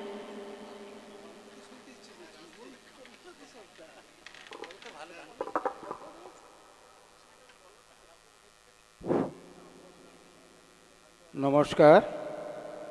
বোধোদয়ের ষষ্ঠ বার্ষিকী উদযাপন উপলক্ষে আজকের অনুষ্ঠান। এই অনুষ্ঠানে শ্রদ্ধেয় সভাপতি এবং অন্যান্য অতিথিবৃন্দ এবং আমার প্রীতিভাজন লক্ষণবাবু এবং যিনি পুস্তকটি সম্পাদনা করেছেন সে আমার প্রীতিভাজন চৈতন্য দাস অধিকারী। আমি শুধু একটি কথাই বলতে চাই, লক্ষণবাবু যেমন বিভিন্ন মনীষীদের মূর্তি নারায়ণবাড় হাই স্কুলে এবং বাড়িতে স্থাপন করেছেন, কিন্তু তিনি ভুলে যাননি তার বাবা ও মায়ের কথা বা প্রথমা স্ত্রীর কথা। আমি ঘুরে ঘুরে দেখলাম তার বাবারও এখানে মূর্তি আছে, মায়েরও আছে এবং প্রথমা স্ত্রী ইলাবেরা তারও মূর্তি আছে। এরকম সব থেকে খুব ভালো লাগছে। তাই ছোট ছোট ছেলেমেয়েদের উদ্দেশ্যে আমি শুধু একটা কথাই বলবো, তোমরা যাই করো নিজের জন্মদাতা পিতা মাতা আত্মীয় পরিবারগ কোনো দিন ভুলবে না, এবং যাদের সান্নিধ্যে তোমরা বড় হতে চলেছ তাদেরও কথা মনে রাখবে। আমি আমার এই যে লেখা এইটি বলেই আমার বক্তব্য শেষ করব। হে মান্যবর ছাত্র দরদি শিক্ষক সেবাব্রতী, আপনাকে আমার অন্তরের অন্তঃস্থল থেকে শুভেচ্ছা জানাই। আপনার জন্য গর্বিত বিস্মিত। আমি তখন নারায়ণবাড় উচ্চ বিদ্যালয়ের পরিচালন সমিতির সম্পাদক, পদার্থবিদ্যার একজন দক্ষ সহশিক্ষক হিসাবে আপনাকে আমরাই নির্বাচন করেছি। আমি তৃপ্ত এবং এমন একজন সুশিক্ষক নির্বাচনে আমিও অংশ নিয়েছিলাম। এই কারণে শুরুতে বুঝিনি, তবে কয়েকদিনের মধ্যেই আমরা পরিচালক মণ্ডলীর সদস্যরা বুঝে যাই যে আমরা ভুল নির্বাচন করিনি।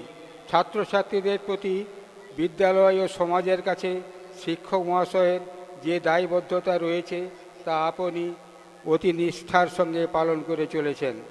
বিদ্যালয়ে আপনার কর্মজীবন শেষ দিনটি পর্যন্ত শুধু পঠন পাঠনের মধ্যে নিজেকে আটকে না রেখে ছাত্রছাত্রীদের বিজ্ঞান মনস্ক করে তোলা, তাদের মন থেকে বন্ধা আচার বিচার কুসংস্কার দূর করার নানান প্রচেষ্টা বিভিন্ন কর্মশালার মাধ্যমে আপনি করেছেন। একজন প্রকৃত বিজ্ঞান শিক্ষকের মতোই মুক্ত মন নিয়ে মায়ের মৃতদেহ দান করার চেষ্টা করেছেন। নিজের স্ত্রীর মৃতদেহ মেদিনীপুর মেডিকেল কলেজে দান করেছেন। এ এক অনন্য নজির। শুধু নিজে নয়, সমাজের অন্যান্যদের দেহদান, অঙ্গদান, চক্ষুদান, রক্তদান ইত্যাদি সেবা কাজে উৎসাহ করার জন্য আজও করে যাচ্ছেন এবং আগামী দিনেও করবেন। কোষ্ঠী বিচার নয়, বিয়ের আগে রক্ত বিচার, এই স্লোগান নিয়ে পথ হেঁটেছেন এবং নিজের পুত্রকন্যার বিবাহেও একই পথ ধরেছেন। বিদ্যালয়ে সভা সমিতি চত্বরে মনীষীদের মূর্তি স্থাপন করে অন্যান্যদের ভাবাতেও শিখেছেন। আমাদের প্রিয় বিদ্যালয়টিকে 6 জন মনীষীর আবক্ষ মূর্তি প্রতিষ্ঠা আপনার এক মহৎ প্রয়াস। অবসর জীবনে যুক্ত হয়েছে শিশুদের নিয়ে আপনার স্বপ্নের বোধোদয়। আপনি আমাদের এই অন্ধকারচ্ছন্ন সমাজে এক বাতিওয়ালা আলো জ্বালান, আরও আলো জ্বালান। আপনার সাথী আমরাও হতে চাই। নমস্কার। সবাইকে প্রণাম এবং শ্রদ্ধা জানিয়ে আমার এই বক্তব্য শেষ করছি। নমস্কার জানাই প্রশান্ত কুমার দাস মহাশয়, শ্রদ্ধেয় শিক্ষক, নারায়ণবাড় হাই স্কুল।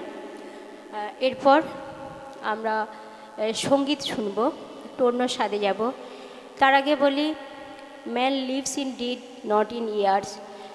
মানুষ বেঁচে থাকে কল্যাণপ্রত কর্মে, সময়ে নয়।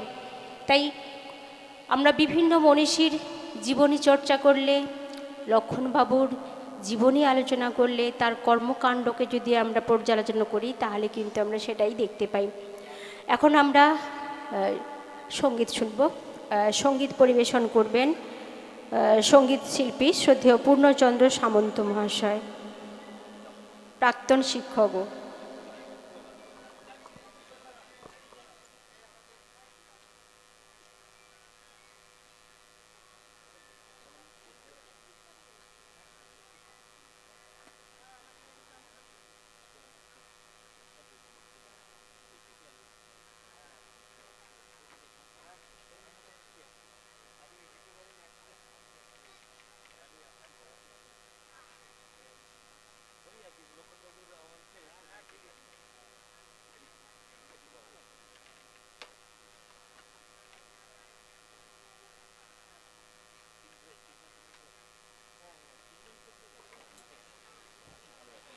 Song is the sound of god.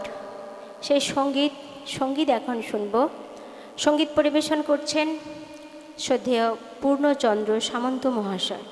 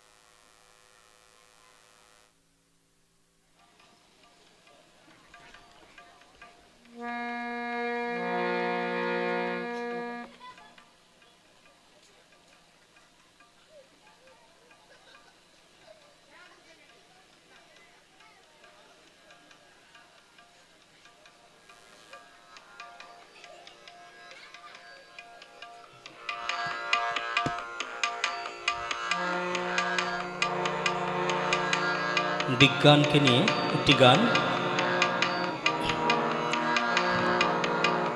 বিজ্ঞানের জয় যাত্রা চলছে আর চলছে, চলছে এগিয়ে। বিজ্ঞানের জয় যাত্রা চলছে আর চলছে চলছে এগিয়ে। চড়াই উতরাই দুর্গম আঁকা বাঁকা পথ দিয়ে চলছে এগিয়ে। বিজ্ঞানের জয় যাত্রা চলছে আর চলছে চলছে এগিয়ে।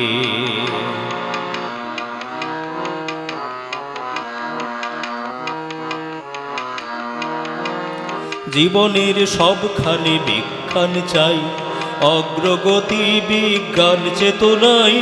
জীবনের সবখানে বিজ্ঞান চাই, অগ্রগতি বিজ্ঞান চেতনাই।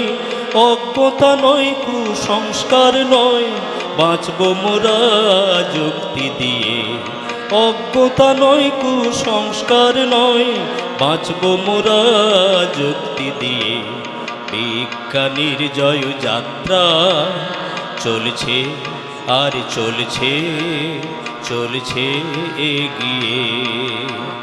চড়াই উতরাই দুর্গম আঁকা বাঁকা পথ দিয়ে চলছে এগিয়ে। বিজ্ঞানের জয় যাত্রা চলছে আর চলছে চলছে এগিয়ে।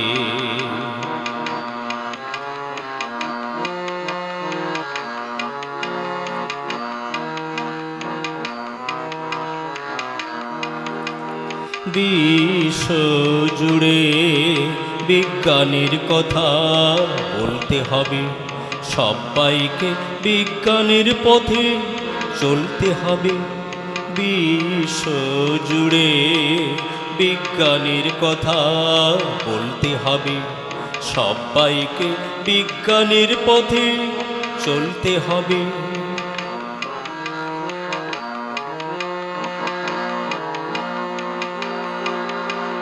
নবযুগ আনবই নতুন প্রযুক্তি, নিদ্রিত সমাজের ভাঙবই শক্তি। নবযুগ আনবই নতুন প্রযুক্তি, নিদ্রিত সমাজের ভাঙবই শক্তি। জাতীয় বিজ্ঞান দিবসের মর্যাদা রাখব বিজয় পতাকায় উড়িয়ে। বিজ্ঞানের জয় যাত্রা চলছে আর চলছে চলছে এগিয়ে। বিজ্ঞানের জয় যাত্রা চলছে আর চলছে চলছে এগিয়ে। চড়াই উতরাই দুর্গম আঁকা বাঁকা পথ দিয়ে, চড়াই উতরাই দুর্গম আঁকা বাঁকা পথ দিয়ে। বিজ্ঞানের জয় যাত্রা চলছে এগিয়ে। বিজ্ঞানের জয় যাত্রা চলছে আর চলছে চলছে এগিয়ে।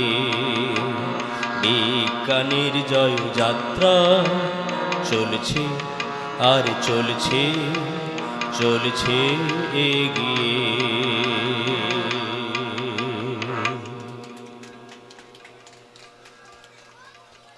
অসংখ্য ধন্যবাদ স্যারকে। আমরা স্যারের কাছে আরও একটি সঙ্গীত শুনব।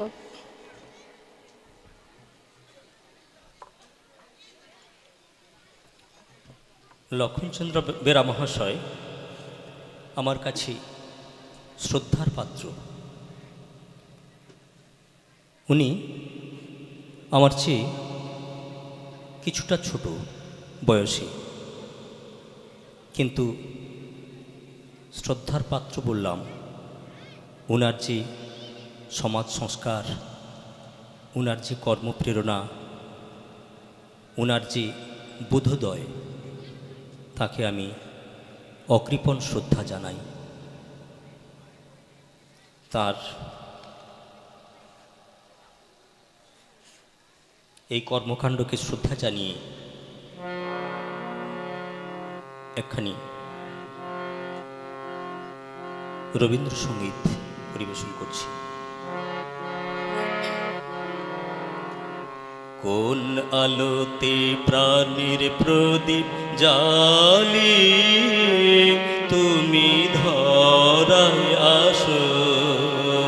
কোন আলোতে প্রাণের প্রদীপ জ্বালিয়ে তুমি ধরায় আসো। সাধক ওগো প্রেমিক ওগো পাগল ওগো ধরায় আসো। কোন আলোতে প্রাণের প্রদীপ জ্বালিয়ে তুমি ধরায় আসো।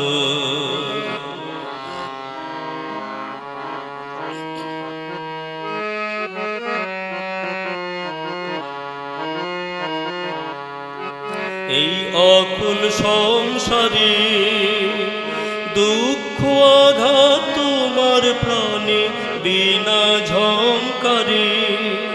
এই অকুল সংসারে দুঃখ আঘাত তোমার প্রাণে বিনা ঝংকারে। ঘোর বিপদ মাঝে কোন জননীর মুখের হাসি দেখিয়া হাসো। কোন আলোতে প্রাণীর প্রদীপ জ্বালিয়ে তুমি ধরায় আসো। কোন আলোতে প্রাণীর প্রদীপ জ্বালিয়ে তুমি ধরায় আসো।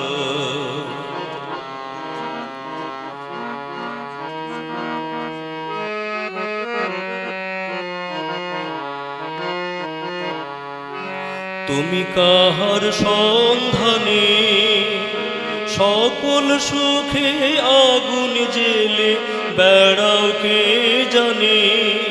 তুমি কাহার সন্ধানে সকল সুখে আগুন জেলে বেড়াও কে জানে। এমন ব্যাকুল করে কে তোমারে কাঁদায় যারে ভালোবাসো। কোন আলোতে প্রাণীর প্রদীপ জ্বালিয়ে তুমি ধরায় আসো। কোন আলোতে প্রাণীর প্রদীপ জ্বালিয়ে তুমি ধরায় আসো।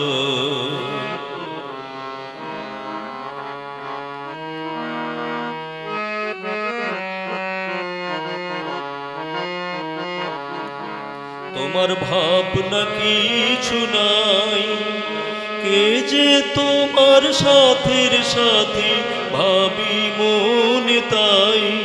তোমার ভাবনা কিছু নাই, কে যে তোমার সাথের সাথী ভাবি মনে তাই।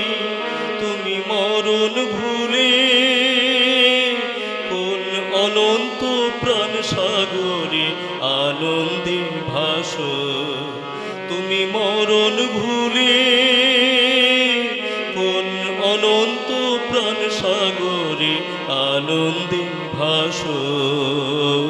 কোন আলোতে প্রাণের প্রদীপ জ্বালিয়ে তুমি ধরায় আসো।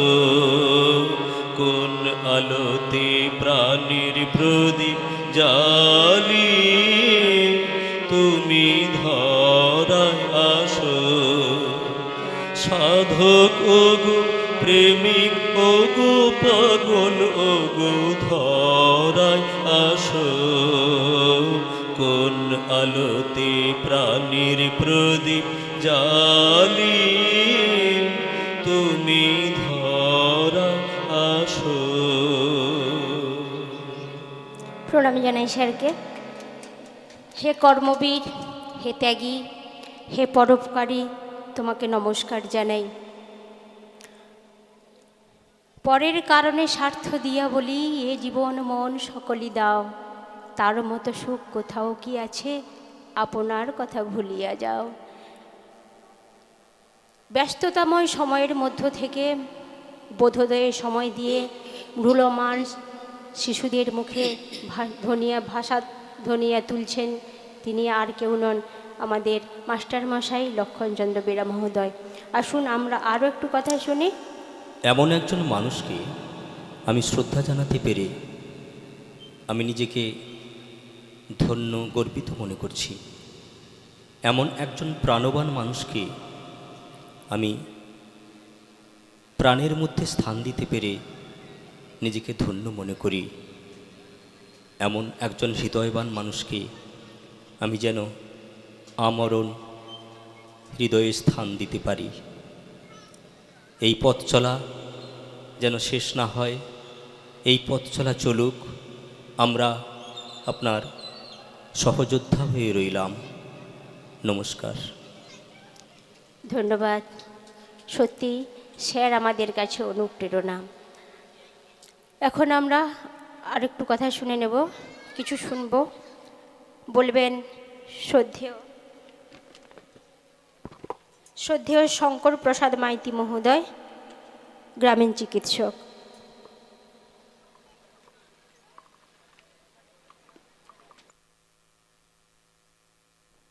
নমস্কার।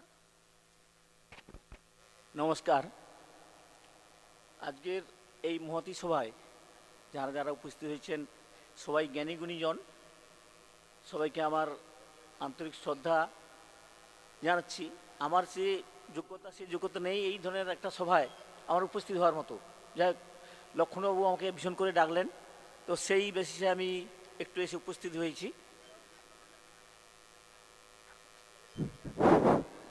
আজকের এই সভার শ্রদ্ধেয় সভাপতি মাস্টারমশাই শরণ পণ্ডা মহাশয় এবং সব এতে সভায় উপস্থিত সব জ্ঞানী গুণীজন, সবাইকে আমার আন্তরিক শ্রদ্ধা, শুভেচ্ছা, প্রণাম জানিয়ে আমি আমার দু একটি কথাবার্তা বলছি। লক্ষ্মণবাবুর সম্বন্ধে সবাই বলছেন, আমি আর খুব বেশি সেটা নিয়ে বেশি বলার ইচ্ছা নেই। তবে লক্ষ্মণবাবুর সঙ্গে আমার পরিচয় হয় নানবার স্কুল থেকে। উনি আসতেন প্রায় বাজারে আমার একটি দোকান আছে, তো সেই দোকানে এসে গল্প করতে করতে ওনার সঙ্গে বেশ ভালো লাগলো। সেই দিক থেকে ওনার সঙ্গে আমার ভীষণ পরিচয়। তো যাই হোক, উনি একটা বই লিখছেন, তো সেই বই লেখাকে কেন্দ্র করে আজকে যে অনুষ্ঠানটা চলছে আমার ভীষণ ভালো লাগলো যে আমি এখানে উপস্থিত হতে পারি। তো ওনার বইটার নাম লিখছেন প্রদীপ জ্বলুক। তবে এই প্রদীপ জ্বলুক এটা কিন্তু খুব সুন্দর কথাবার্তা। তবে এর পিছনে এমন একটা কথাবার্তা আছে যে প্রদীপটা জ্বালিয়ে রাখতে হলে তাহলে কিন্তু আমাদের ভবিষ্যৎ প্রজন্মকে চিন্তাভাবনা করতেই হবে। ভবিষ্যৎ প্রজন্ম যদি চিন্তাভাবনা না করে তাহলে কিন্তু এই প্রদীপ জ্বলতে থাকবে না, বন্ধই হয়ে যাবে। যেমন একটা প্রদীপ জ্বলতে গেলে তার শুধু প্রদীপ জ্বালিয়ে দিলে হয় না, প্রদীপ জ্বলার জন্য অনেকগুলা প্রয়োজন আছে। সেটা হচ্ছে একটা সলতে দরকার, একটা প্রদীপ দরকার, একটু তেল দরকার, এবং সেটা দিয়েও প্রদীপটা জ্বলবে সেরকম কিছু কথাবার্তা নেই। তাতে কিন্তু প্রদীপটা জ্বলার মতো যে আবহাওয়া বা পরিবেশ বা প্রকৃতির যে পরিবেশ, সে পরিবেশ কিন্তু দরকার আছে, তবেই প্রদীপ জ্বলবে। নাহলে কিন্তু ওই প্রদীপ জ্বলার মতো কোনো পরিস্থিতি নেই। তবে স্যার যে প্রদীপ জ্বলার জন্য উনি যে চিন্তাভাবনা করছেন, এই চিন্তাভাবনা যদি আরও এগিয়ে যাওয়া যায় তাহলে মনে হয় আরও সমাজের অনেক উন্নতি হবে, অনেক ভালো কাজ হবে। তো ওনার এই বোধোদয়ের যে চিন্তাভাবনা, ছোটো ছোটো ছেলেদের জন্য সাজিয়ে গুছিয়ে তাকে একটু বড় করে তাকে এই পথে নিয়ে আসার এই যে চিন্তাভাবনা, এই চিন্তাভাবনা খুব সুন্দর। এই চিন্তাভাবনার কোনো বিকল্প নেই। তো আমাদের সব থেকে প্রতিবন্ধকতা তো আমাদের যেটা ভাবতে হবে যে একটা প্রদীপ জ্বলতে গেলে প্রতিবন্ধকতা কোথায় হচ্ছে, সেই প্রতিবন্ধকতা নিয়ে আমি দু একটু কথাবার্তা বলতেছি।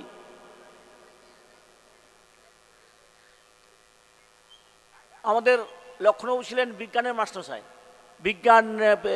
বিজ্ঞানের মাস্টারমশাই উনি যে বিজ্ঞানকে প্রকৃত কাজে লাগিয়েছেন সেটা আমার খুব সুন্দর জিনিস, আমার এটা খুব ভালো লাগছে। তো বিজ্ঞানের মাস্টারমশাই অনেক আছেন, অনেকেই বিজ্ঞানের মাস্টারমশাই আছেন যারা বিজ্ঞানের অস্তিত্বকে বজায় রাখেননি। আমি তাদের নাম বলছি না, কিন্তু অনেকেই জানেন যে বিজ্ঞানের মাস্টারমশাই হয়েও বিজ্ঞানের অস্তিত্বকে বজায় রাখছেন না। সেটাই হচ্ছে আমাদের একটা প্রতিবন্ধকতা। অতএব প্রতিটি বিজ্ঞানের মাস্টারমশাই যদি এইভাবে চিন্তা করতেন তাহলে অনেক ভালো কাজ হতো। তো সেই প্রতিবন্ধকতার দিক থেকে আমি একটা বলি, আমার ব্যক্তিগত ধারণা যে এই যে বিজ্ঞানের চিন্তাভাবনাটা প্রতিটি মানুষের মধ্যে বিজ্ঞানের চিন্তাভাবনাটা হওয়া উচিত। আমাদের বিজ্ঞানকে আমরা যে চোখে দেখতেছি আমরা কিন্তু সেটা ঠিক ভালো চোখে কোনোদিন দেখিনি। তার মূল কারণ হচ্ছে যে বিজ্ঞানের সম্বন্ধে আমরা যে চর্চাটা করতে যাব সে চর্চাটা ঠিকমতো চর্চা হয়নি, বা বিজ্ঞান সম্বন্ধে বিশ্বাস রাখিনি। আমাদের যদি চিন্তাভাবনা করা হয় যে জীবনের যে প্রথম আমাদের জন্ম, যেটা মায়ের গর্ভে জন্ম হয়, সেই সময় থেকে যদি চিন্তাভাবনা করি তাহলে প্রতিটা পদক্ষেপ বড় হওয়া পর্যন্ত মায়ের গর্ভ থেকে বেরিয়ে আসা, তারপর পরবর্তী দিনে যে সামাজিক পরিস্থিতি বা ছেলে মানুষ থেকে যে বড় বড় হওয়া বা স্কুল যাওয়ার যে পরিস্থিতি, সেই পরিস্থিতি পর্যন্ত প্রতিটা মুহূর্তে কিন্তু আমাদের বিজ্ঞানের উপরে নির্ভর করতে হয়, প্রতিটা মুহূর্তে। কিন্তু তবুও আমরা চিন্তাভাবনা করছি না যে বিজ্ঞানের প্রয়োজনীয়তা আছে বা বিজ্ঞানের অগ্রগতি হোক, এটা কিন্তু আমরা চাইছি না। তার মূল কারণ হচ্ছে, আমি এটা একটা কারণ মনে করতে পারি যে ধর্ম নিয়ে এত বেশি চলছে, মূর্তি পূজা থেকে আরম্ভ করে ধর্ম নিয়ে এত বেশি চলছে। আমাদের ধর্ম সত্যি সত্যি কী ধর্ম? আমরা কি সত্যি সত্যি হিন্দু ধর্ম? তাহলে হিন্দু ধর্ম যদি হই, তাহলে হিন্দু ধর্মের যে আচার আচরণ আমরা তার বিপরীত পথে চলছি। তার দু একটি জ্বলন্ত উদাহরণ দিয়ে যদি আমি কথাটা বলি, যে আজকে প্রতিটি পাড়ায় পাড়ায় কিছু না কিছু পূজা হচ্ছে, প্রতিটি পাড়ায় পাড়ায় কোনো অনুষ্ঠান হচ্ছে, তার অনুষ্ঠানের মূল ভিত্তি কিন্তু পূজা। কিন্তু আপনারা যদি সবাই একটু চিন্তাভাবনা করে দেখেন যে পুজোর পিছনে সত্যি সত্যি পুজোর যে উদ্দেশ্য, সে উদ্দেশ্য এক বিন্দুও নেই। পুজোটা কেবলমাত্র অবৈজ্ঞানিক এবং অযৌক্তিক জিনিস নিয়ে তারা হাঁটতিছে। তো সেদিক থেকে বিজ্ঞানের প্রয়োজনীয়তা কতটা, সেটা বিজ্ঞান নিয়ে চর্চা যদি করা হয় তবে গিয়ে বিজ্ঞানের উপযুক্ত পাওয়া যাবে। এবং এই ধর্ম, আমাদের যে ধর্ম পুস্তকগুলো আছে, সেই ধর্ম পুস্তকে অনুসরণ করতে গিয়া আমাদের এই যে সমাজের পরিস্থিতি খুব মানে নোংরা জায়গায় গিয়ে পৌঁছছে, আমি ব্যক্তিগতভাবে মনে করি। অতএব ধর্ম নিয়ে যদি চিন্তাভাবনা করতে হয়, তাহলে অরিজিনাল ধর্মটা কিসের জন্য হয়েছিল? যে মানুষ সুন্দর হোক, মানুষ মন সুন্দর হোক, মানুষ গুরুজনদের সেবা করুক, এর মূল লক্ষ্য ছিল এটাই। কিন্তু আজকে সেটা না হয়ে পৌত্তলিকতা তৈরি করে দিয়ে তার পিছনে হই হুল্লোড় ঘটা করে বিভিন্ন রকম পূজা, এবং তার শেষে যে ঘটনাগুলো ঘটছে সেটা হচ্ছে মদ্যপান দিয়ে পূজা শেষ হয়। এইটাই হচ্ছে আমাদের ধর্ম, এইটাই হচ্ছে কি আমাদের হিন্দু ধর্ম না। আমাদের বলছি সনাতন ধর্ম, কিন্তু সনাতন ধর্মের যেটার মূল অর্থ, যে সনাতন মানে কি, সবসময়ের জন্য একদম একই রকম থাকবে, সনাতন থাকবে। তো সেই সনাতন ধর্ম আমরা যদি প্রকৃত সনাতন ধর্ম মনে করি, আজ থেকে 500 বছর আগে আমাদের এই সনাতন ধর্মের মধ্যে কোনো পৌত্তলিকতা পূজা ছিল না। যে পৌত্তলিকতা পূজা নিয়ে আজকে যে অনুষ্ঠানগুলো চলছে এবং অনুষ্ঠানের শেষে যে ঘটনাগুলো চলছে, এটা কিন্তু সমাজের ভীষণ বিরোধী কাজ চলছে। এটা আমাদের ছাত্রদের বা ছোটো ছোটো ছেলেদের শিক্ষার জন্য এটা একটা ভীষণ প্রতিবন্ধকতা। এবারে আমার যদি চিন্তাভাবনা হয় যে এইসব জিনিসের প্রতিবাদ, এইসব জিনিসের পরিবর্তন যদি আমাদের না করা হয়, তাহলে কিন্তু আমাদের এই পরিবর্তন আসাটা কোনো মতেই সম্ভব নয়।